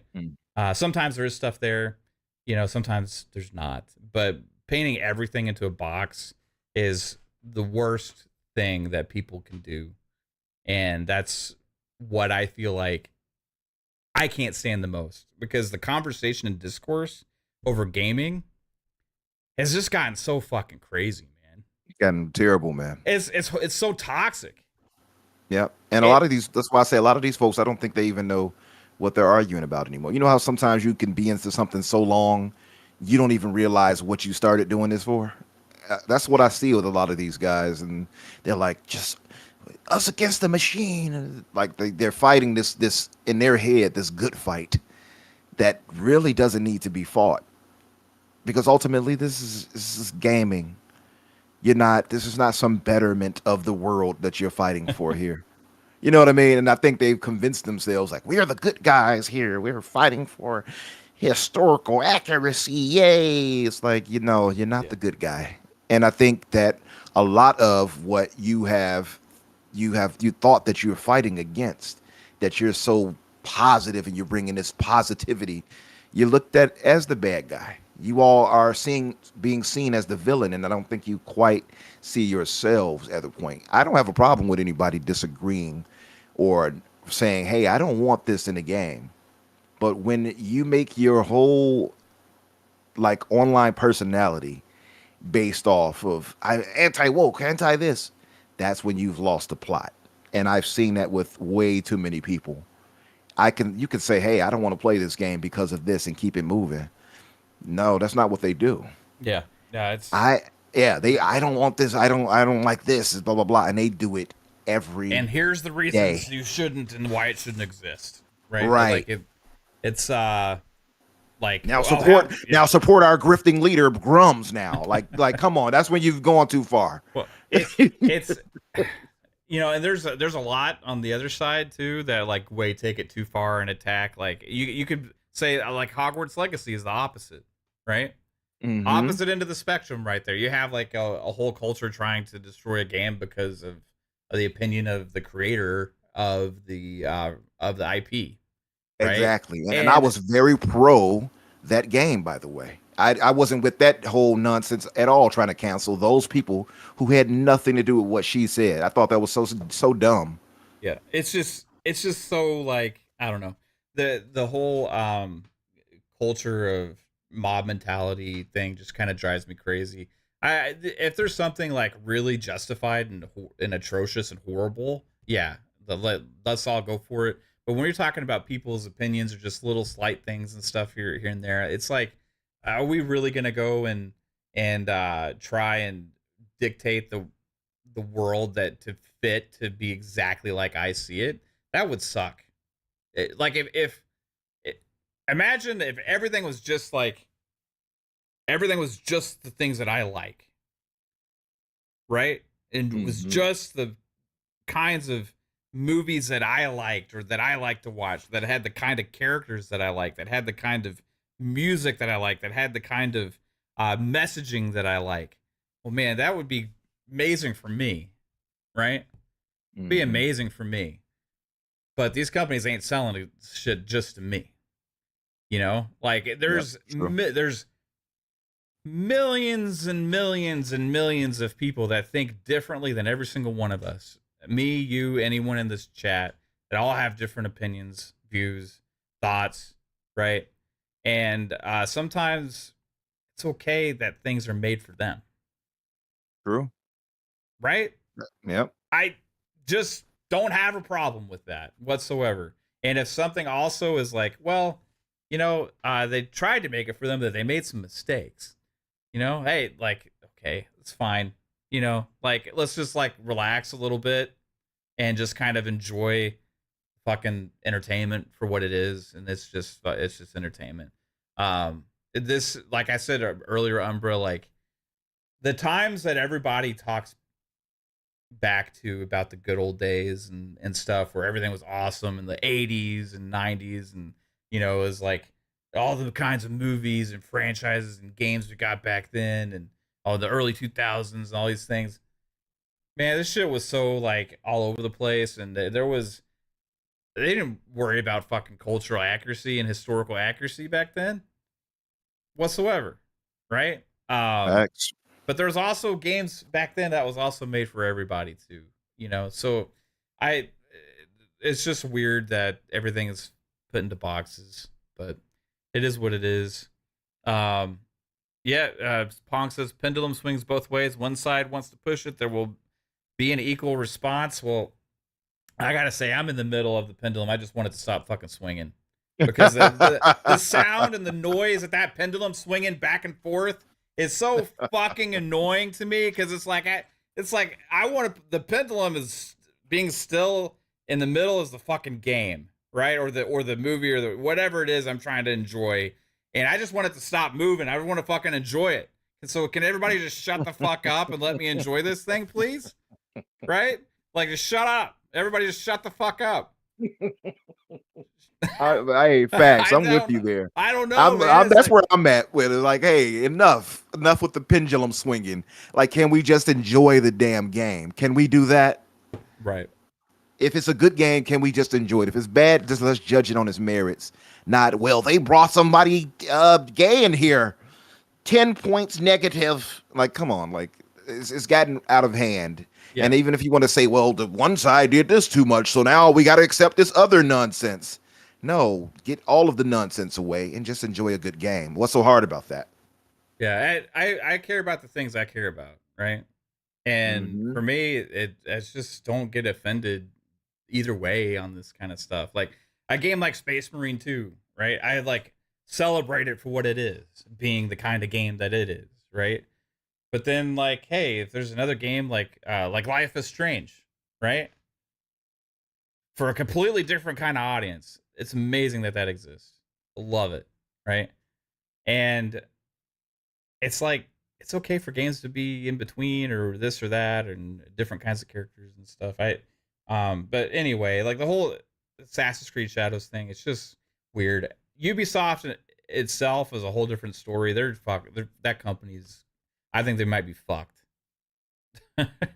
But, you know, it is what it is. We'll have to see. I'm hoping whatever ends up happening with them ends up becoming a positive situation for the employees and for the games and the franchises and the IP. But right now I am concerned about that. Yeah. But we'll have to wait and see. Let me just throw this last part in here.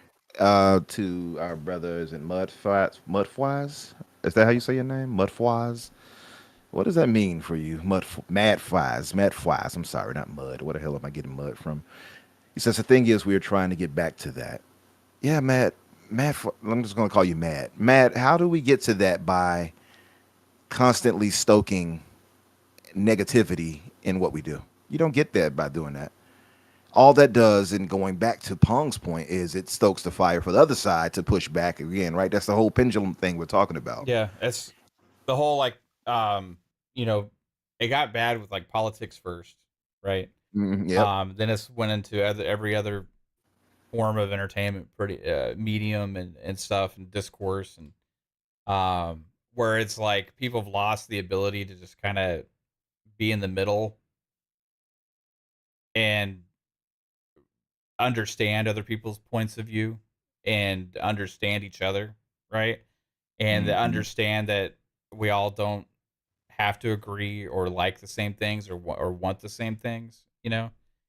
And I think that's the most important thing, is that if everybody understands that it's okay that none of us are going to think the same way about things, then we can have better conversation about where to meet in the middle, you know, with a lot of compromise. stuff. Compromise, and And that's a great point right but there. the thing is with gaming and entertainment, I don't want there to even like it's entertainment because there's different products, there's different things, right? Hmm. I don't think there needs to be compromise with that. I feel like there's target audiences for different things, you know? There So are. But what I like, mean by compromise on well, that is a situation is compromise on discourse, viewpoints. 100%. Yeah, yeah. Like, yeah, that's what I was getting at. The whole compromise on the whole conversation of it is like, um, you can agree that certain things might be better for you or not, but Hmm. to say that they shouldn't exist is going to offend the other people that it is made for, Yep. right? Or to say that it's what's wrong with gaming or what's wrong with the world, right? Or this is a problem with everything is this kind of mentality, right? Hmm. Well, that's offensive to the other side. You can take that with everything, and you're just only going to get a counter response and a counter energy, right? Energy is always met with either the same or worse. And trying to take yourself out of that equation and just ignore that fucking noise is something I think I would hope people can start to do more, right? This happened specifically with my family in the whole Mm. politics and stuff, like Yeah. going back to like the last election, right? Leading up to Hmm. that. And the and it was like you start seeing like people posting things and saying things and I'm just like, okay, yeah, can you not say this stuff like because you're It's just gotten really you're toxic in the provoking conversation. other Yeah. family of mine to also create, so you end up sitting there just watching like people and family members like Tear end themselves up apart. exactly, and I'm just like, this is why you don't fucking talk this shit at the dinner table, you know, this is why you Yeah. don't talk this shit like at all these other places, like when you're together, and it's become like a social form of social media where it's like, hey, I'm behind this profile on my account and I can just say whatever the fuck I want, and I'm going to say things regardless of how other people feel, right? Hmm. Yeah. And ultimately that goes to everybody, man, and it has created this culture war. Now we're in a complete culture war, whether it be for politics, whether it be for fucking entertainment, would be for whatever. And if social media is to blame, a lot of it's stoked. The flames are stoked purposefully by a lot of people, also people looking for financial gain from it. Hmm. Um, That's a and major issue right there. a lot of people don't see that. Don't A lot of people don't realize that. They just see through. They just get caught up in the conversation, Hmm. and it sucks to see that take over the conversation. And that's why I'm talking about this, It really because does suck. It the really does. conversation should be about the fucking things that we're talking about in the first place, like the games or like The games. Can it. we get back to that? And just to say, like, I don't want to keep beating the dead horse, as they would say, right? Because I know you want to move on to the other part of this conversation, and I'm sure. Listen, I'm not gonna change anybody's mind. I don't think. Yeah. I would just hope to better enlighten a thought that maybe people can kind of relax on whatever way you look at it. The over shouting, and you're right. The politics have bled into the gaming world when it comes to this, and that's why a lot of this conversation is happening this way. I think people, like I said, you have to be careful and mindful of where you put your energy at and what you give your energy to. And because after a while, you're not yourself. After a while, it's happened to me. It's happened to others. It's going to happen to you. You're going to start to notice that your energy will shift. You'll put it into things that maybe you shouldn't put it all the way into, and you might change. You might change for the better. You might change for the worse. What I draw the line on is humanity. And if I have to curtail my humanity to be vicious and nasty to another group, whatever you may be, or whoever you may be, because I don't want this thing in the game, because I feel they're making this choice and they're forcing this on me, you might be a bit far too gone. And this is why I say compromise. You don't have to compromise your values and your beliefs when it comes to what you support. If you say, hey, I'm not going to support that, you don't have to support it. But when it comes to down to, um, I guess something simple like, man, they included a gay person, and you're like, nope, that's when you've cut off your humanity, because gay people are going to be here. They are here. They exist. When it comes to, well, they put a black person in there, I don't want that. You have to kind of take a step back, I think, and look and see, like, I don't think the problem is the game or them. It might be you. We've had generations of games with white leads. I have no problem playing as a white character. You can give me a white character right now if they're the main character, Arthur Morgan or somebody. I love Arthur. You know what I mean? Arthur. Best character ever. Right?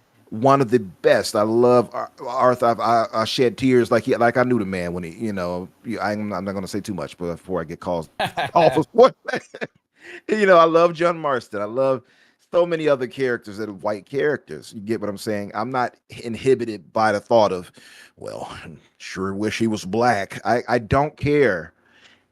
Are they a good character? Now I can understand. Now, don't get me wrong. People might hear this and think, well, he's just this woke man. No, I'm not. Trust me.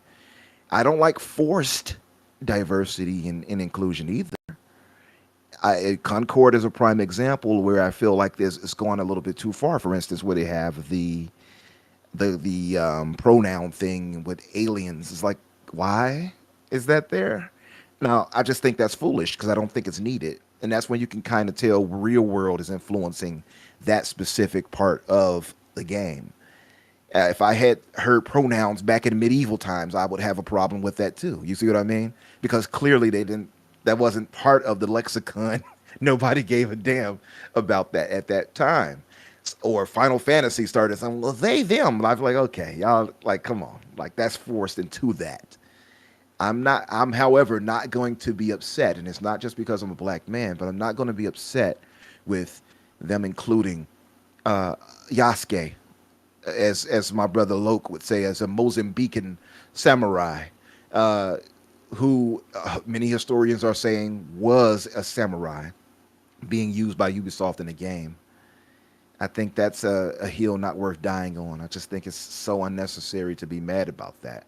And again, I understand the want and desire of having a Japanese-born man as the lead. I get that 100%. But we've had thousands of that. We will continue to have thousands of that. Is they're not being underrepresented in any capacity. This is just one specific game. This is not going to change the world. And I think people have made it be this be-all, end-all that I don't think it needs to be. Judge the game on its merits at the end of the day. Is it a good game? Is it not? And go from there. Same thing I felt with Hogwarts. Same thing I felt for Starfield. When people brought in real-world agendas and hate toward those products and used it to hate on that game. If you look at my timeline, you'll see for Hogwarts, I was railing against the machine when it came to that because they were unfairly blacklisted that game last year. And I was so happy that it performed so well. So damn happy.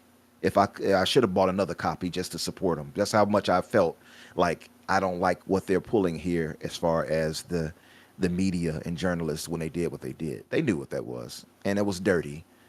And so stuff like that, I'll call out too. I have no problem with that. But I think people have to take a step back. I think people are not seeing themselves. And maybe even for myself when I say that, I'm not trying to make it like I'm the enlightened one and everybody else isn't. I'm not saying that. Because if you look at some of the stuff I see on Twitter, you're probably like, oh, brother, you might need to step away from social media. You know what I mean? I say some stuff now. I'm not perfect.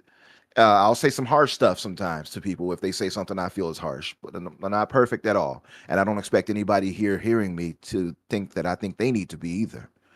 I just think there needs to be a better nuance in conversation here where we're not dying on extreme heels. Yeah. In either direction. Nobody's perfect. And that also goes for creations of entertainment and all that kind of stuff. None of it's going to be perfect and stuff. And if we want to hyper focus and nitpick things and stuff all over the place, like we can, but ultimately, I just wish the conversation wasn't always about that stuff. That's just what I'm getting at. And like, I'm with you there. like it's just gotten so much to where it's just this constant loud noise of argument for social issues and stuff and things like that. And like, man, it's like really what I think people miss more than anything is when that wasn't always in the conversation. And I think both sides are at fault for that always being a part of the conversation, right? You never say you started it or you started it, and we're all just reacting to you, and you react to me. It's just all just play the game. If you want to buy it, you want to buy it. If you don't want to buy it, don't buy it, right? And then don't judge other people that do want to. And if other people don't want to buy it, it's fine, right? Agreed. It is what it is. But trying to convince everybody about something is really just kind of It's fruitless. You're not going to do it, and that's why I say like I'm smart enough to understand. I'm not going to force my thought process or thinking on anybody else. They're not going to see how. Yeah, I it's see like it. the social media posts for politics. Like, I'm making these posts because if I can change one person's mind, I know I'm doing my. Oh no, you're just pissing off a lot of people. You know, If I could just change just one, yeah, I'm doing my. Then I did my thing. If I can get one vote, you know, for like it's like you're pissing one off a vote lot of can people. change the Like, world. yeah. Hey, Yeah. cool, man. Do you or whatever? But like, oh my god, like all the sharing of just ridiculous stuff all the time. It just drives me crazy. Masshole said, "Wait, Umbra's black." Yeah, all this melanated voice you hear here, Masshole. Come on now. That's why Pong gets jealous. He hears all this melanated goodness over here. That's why he gets in his feelings. With I show up on the show with him and PT Blam rather, and our brother Fuzzy. Matt Pong knows. Mav, you understand. Absolutely. Last thing I wanted to touch on again was just kind of the review scores stuff. With ultimately, now this isn't targeting like anything specific. But it's something that's also become part of the noise too, because I always see this conversation is always about arguing and celebrating these review scores lately. And it's been a thing historically always, but it's just seemed to matter less than ever. Like it's the only thing I actually see affecting is used for bragging rights now, but as far as the actual success of the games and the companies, it's seemingly not having any effect like whatsoever, right? Space, like I was talking before, like Space Marine 2 is what is it on meta now? It's not that high. It's like a 80 something. Let's see. Space Marine 2. I'm going to look it up. I still need to get that, by the way. 82. It's a 82 on PC, based on 61 reviews, right? But it's like Ghost of Tsushima did on PS4. Remember, like that got like an 83, right? Starfield was the most successful launch ever for Bethesda. It got like an 83 on Meta. Oh. It's Space Marine is 83, by the way, on Xbox. 83 and 81 on PlayStation. Xbox got it better, y'all. It's like, but then you have people saying like the only games that matter is like the 90s. Did it get a 90? Did it get above a 90? It's like, fuck. Like these companies and these games are so super fucking happy with their low 80s. Like they're doing really, really, really, really, really well. There's other games that are out there that, like, for example, what did wonder what a game like Power World got review wise. It doesn't even have a fucking rating on PC. Oh yeah. For Meta. Wait, it says TBD. Yeah, it says TBD. Oh, is it because? Well, I was going to say, is it because it's early access? Yeah, maybe. But it's not. Yeah, I don't know. Anyway, like, seems to be doing really good still. I mean, it's not having the amount of players it did at launch, but there's been a lot of successes this generation that are in the 70s and 80s and stuff, but like honestly, some of the 90s haven't even sold that well. Yeah. So I'm just noticed that like more and more as this generation's gone on, it's like created this false perception online about what's good and successful and what's not. Mm-hmm. And it's been more glaring. Like today, I was playing Aura, right? It's got a 77, right? Man, that game is fucking great. I was actually now up to 70. Oh yeah, it's so good, man. For strategy games, like IGN gave it a 60. Okay. But man, it's fucking awesome. But does that score gonna fucking matter at all to anybody that actually is interested in this game? A 77 on meta? Not whatsoever. None. Nobody gives a fuck. Right? I've started to realize more and more just how much the only times that these review scores matter or where they're actually used is actually for Nintendo, Xbox, and PlayStation first-party games. It's the only games where really people are outrageously, overly crazy about the review scores. Yep. And they don't really dictate anything. It doesn't. And I think, it's sad though, because some people have let it dictate to them whether they try a game out or not. And to their detriment, because I think there are some gems that are, looked at as a 6 whatever out of 10. We talk about Mad Max. We talk about Rise, Son of Rome. I love those games. I would put them over many of the games people say are 90s and such at times that I would go back to and play. And people will write those off. Some people would, at least, and say, well, the meta is this. And you know what? This poisonous mindset, and I'm not trying to be funny, and I see one of our Hoove brothers in the chat now, Cygnus. Shout out to Cygnus. That mentality comes from our Hoove brothers. And I've seen them over the years. Well, if it's not a 9, it's bad. They have fostered that idea and that thought process that anything below a 90 is automatically bad. I remember when they used to get mad at the 80, like an 80 rated game for PlayStation. And like on one hand, yeah, it's nice that you have such, I guess, high standards for what you believe a PlayStation release should be. But at the same time, you have now put yourself and placed yourself into a hole where anything under that, and then a 90 or whatever is rated bad by you and you won't support. And that's to that game's detriment. I've seen them do this many times over, and I think it's kind of bled over to the Xbox community in some ways. And I really wish people would get that out of their heads. Yeah. It's I see it used again and again and again, and it's like every time I'm starting to see it more, it's like doesn't fucking matter. Doesn't fucking matter. Like it might matter for like award shows, and it might matter for bragging rights or whatever. Like, but it hasn't actually affected anything really this generation too much. I think more so is just that typical whole viral conversation of mob mentality is all that really actually matters now.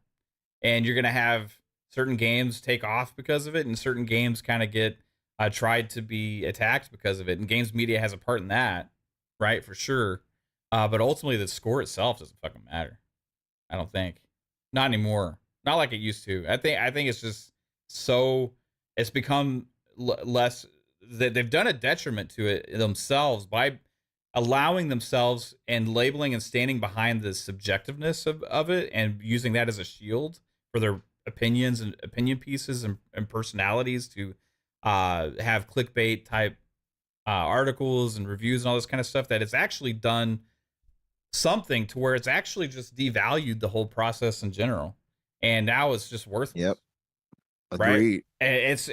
It's actually become a worthless metric to justify to judge quality or perception of how good something is. It's now just up to what is the popular one among a certain group, right? And it's a shame. That kind of goes also with the whole culture thing we were talking about before, right? Where it's like people try and deem what should exist and what shouldn't, right? That goes for games media with that mentality too. So Right. It's just crazy, man. Like ultimately I'm not trying to offend anybody when I'm talking about that stuff. Like specifically, I don't have any problem with individual people if they have issues with certain things, right? I don't have an issue with anybody. Everybody has a right to have their own personal opinions on all this stuff and the way they see things and the way they think things should be. Just want everybody to shut the fuck up about it. And like everybody has their own views and stuff, and it's okay to have it, but you're not going to change anybody else's mind on theirs, right? And maybe some are susceptible to that. I don't know, but I just want the conversations to go back to being about the things that we're talking about in the first place, right? And all this other noise in general is just kind of crazy. But for one thing, I'm looking forward as hell to play Assassin's Creed Shadows. But now it's going to be a decision because they have put themselves on top of Avowed. And I'm Avowed first. But this was the last thing, was when Xbox delayed. I wanted to get into Xbox a little bit. I don't know if you got time to hang out for just a little bit longer, Umbra. I could probably stay for about a good 10 more minutes, maybe if you need me. Yeah. So you need me, but yeah, no. I say if you need me, and I jump. I can do myself too, but I want to give you a chance to get out of here if you want to. It's up to you, man. But like, I wanted to talk about Avowed because Avowed was delayed, for the reasons of, hey, we have too many games at this time. We need to make room for our stuff, right? That's kind of the what the community messaging was too, and it was kind of like the community got the word out before this actual announcement took place, and was like, hey, yeah, they just got too many games, or what are they gonna do? You know, soccer got pushed back to November. What's Xbox gonna do? Oh, there's just too many things, right? All these big games hitting for November. And it was like, oh, then all of a sudden, Avowed, we're moving Avowed to give it some space to February, right? And it was kind of like everybody's like, yeah, give them the time, because hey, they're finished with the game. They're just gonna give it some more space and allow some more polish. Everybody's like, hey, they're finished with it. Where I was like, it probably needed more time, right? And they're just using this as a PR marketing thing to like, hey, this is a win because we have so much shit that it's okay for us to move this out of the way to make room for our other stuff. And all these other games we have hitting in November is just gonna be crazy. Well, or October, whenever it was. But now you have all of the like several games now get pushed into February. Like it happens every fucking year. It was what I said when they did it originally. I was like, they're moving it then to make space. What's gonna happen is there's gonna be a jam-packed February now because there's gonna be other things delayed. And now Assassin's Creed Shadows was put into February. Other games were put there as well. This was the second game I think got delayed. And also Kingdom Come Deliverance 2 is slated for that same time. So they are now sitting with like 3 or 4 other big games all in February when they actually would have had a better actual release time if they stayed with their original release slate. So anyway, I just find it interesting that they use that as the excuse and now it's like backfiring. And I wouldn't be surprised, honestly, if now because of this we see Avowed move even further into like May. Yeah, I'm of the mindset that I almost kind of thought that February wouldn't be enough for Avowed. To me, it felt like it needed more polish in general. But that's not what they said. They said it was like done. They're just like, hey, extra polish time, yay for us. Even when they said that, I didn't really believe it. I thought like, it didn't look that done to me. I saw some things that I was like, I'm not too sure, because especially when they didn't focus in on the third person aspect that much. I thought that was a little odd. You know what I mean? Like they would showcase first person a lot, not really third person, and the animations for it didn't really sell me that much. So I was like, I don't know if that's enough. Then there's the point of Unreal Engine, which, by the way, Doom Reaper, I saw your comment in the chat. I'm going to let that slide for now. Shout out to Sanchez Gaming, who correctly pointed out that, Unreal is great. But yeah, I think the advent of them using Unreal Engine 5.3 which is super demanding GPU wise. We've all known this now. We've come to accept it. I already thought, will they be able to get this out polished and reasonably well in the time frame they put out without too many technical issues? And I didn't think they would. At least that's how I always saw it. So when they made the delay, I was like, yep, makes sense. So, but now it's crazy going to your point, because we thought that would be the safe point right there, but not anymore. 2025 is looking crazy stacked, in particular February. So I don't know what's going to happen. And like you said, maybe they'll have to push it further out. Yeah, it's going to be a crazy good year, though. I mean, that much we have to look forward to. Yeah, we got Tokyo Game Show coming around the corner too, so we're gonna have some announcements there. Hopefully some cool stuff. I wouldn't be surprised if there's a couple. I wouldn't be surprised if there's a couple of surprises from Xbox because they're actually having a digital event. And we got 2025 is stacked. They got Avowed, they got Doom: The Dark Ages, they have South of Midnight and Fable. As long as they actually all come out in 2025. Then this year we still have a lot to look forward to. The Flight Sim just had a stream showing some more of that game. So we have that this year. They're on track for release still. Indiana Jones is this year. Aria History Untold, as like I said, I've just been playing. Towerborn's an early release on Steam right now. Xbox got quite a bit of things. Call of Duty is obviously the big one, right? Coming later this year. Game Pass day and date as well. So, man, if you're a Game Pass subscriber and you're on an Xbox ecosystem, you're eating very good over the next year and a half or so at least. So I'm looking forward to that. But yeah, man, this was fun. Avowed will be here when it gets here. I think it'll be great. I just wish they had released it instead of delaying it if they didn't need more time, which they didn't tell us that. So, but anyway, I expect them with the delay to hit 60 frames at launch. So even though they said it's not a priority, I'm putting that on them.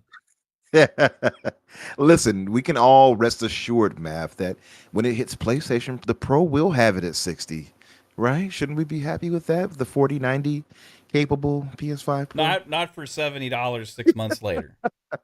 Yeah. No, I'm with you though. They need to refine the frames per second. Get that right as far as things go. Options. Yeah. Yeah, give us options. Get that right. And I would say that's why I say hell, delay it. If you can delay it and get that frames per second up, I wouldn't I'm all for it. I don't think any of us are in desperate need to get our hands on Avowed right now. Yeah. Right? Like, give it time. By the way, just to kind of list out what 2025 is looking like so far. We got Avowed. We have Fable, allegedly.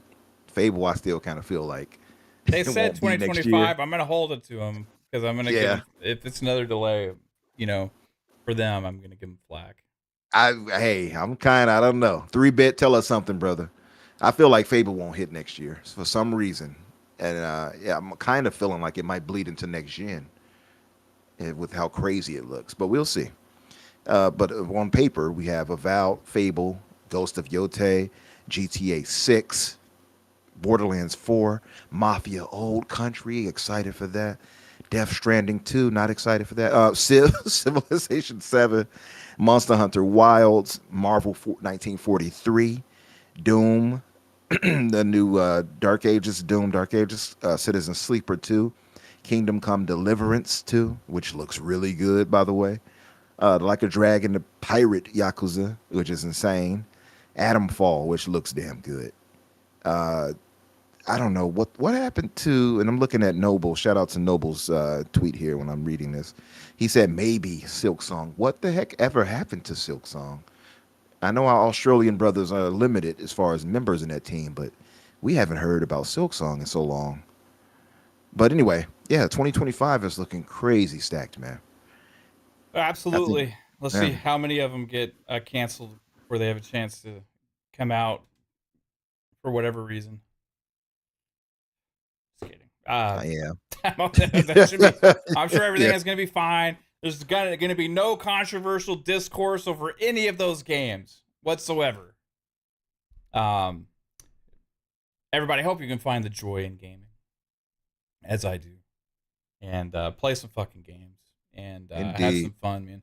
But Umbra, hey, dude, thanks for hopping in, man. I didn't expect you to be here. You said in the chat that, hey, you were here, so loved that you hopped in and able to have a good conversation. The whole Assassin's Creed thing ended up going way deeper and further than I anticipated or thought it would, but that's okay because guess what? We had a great conversation about it.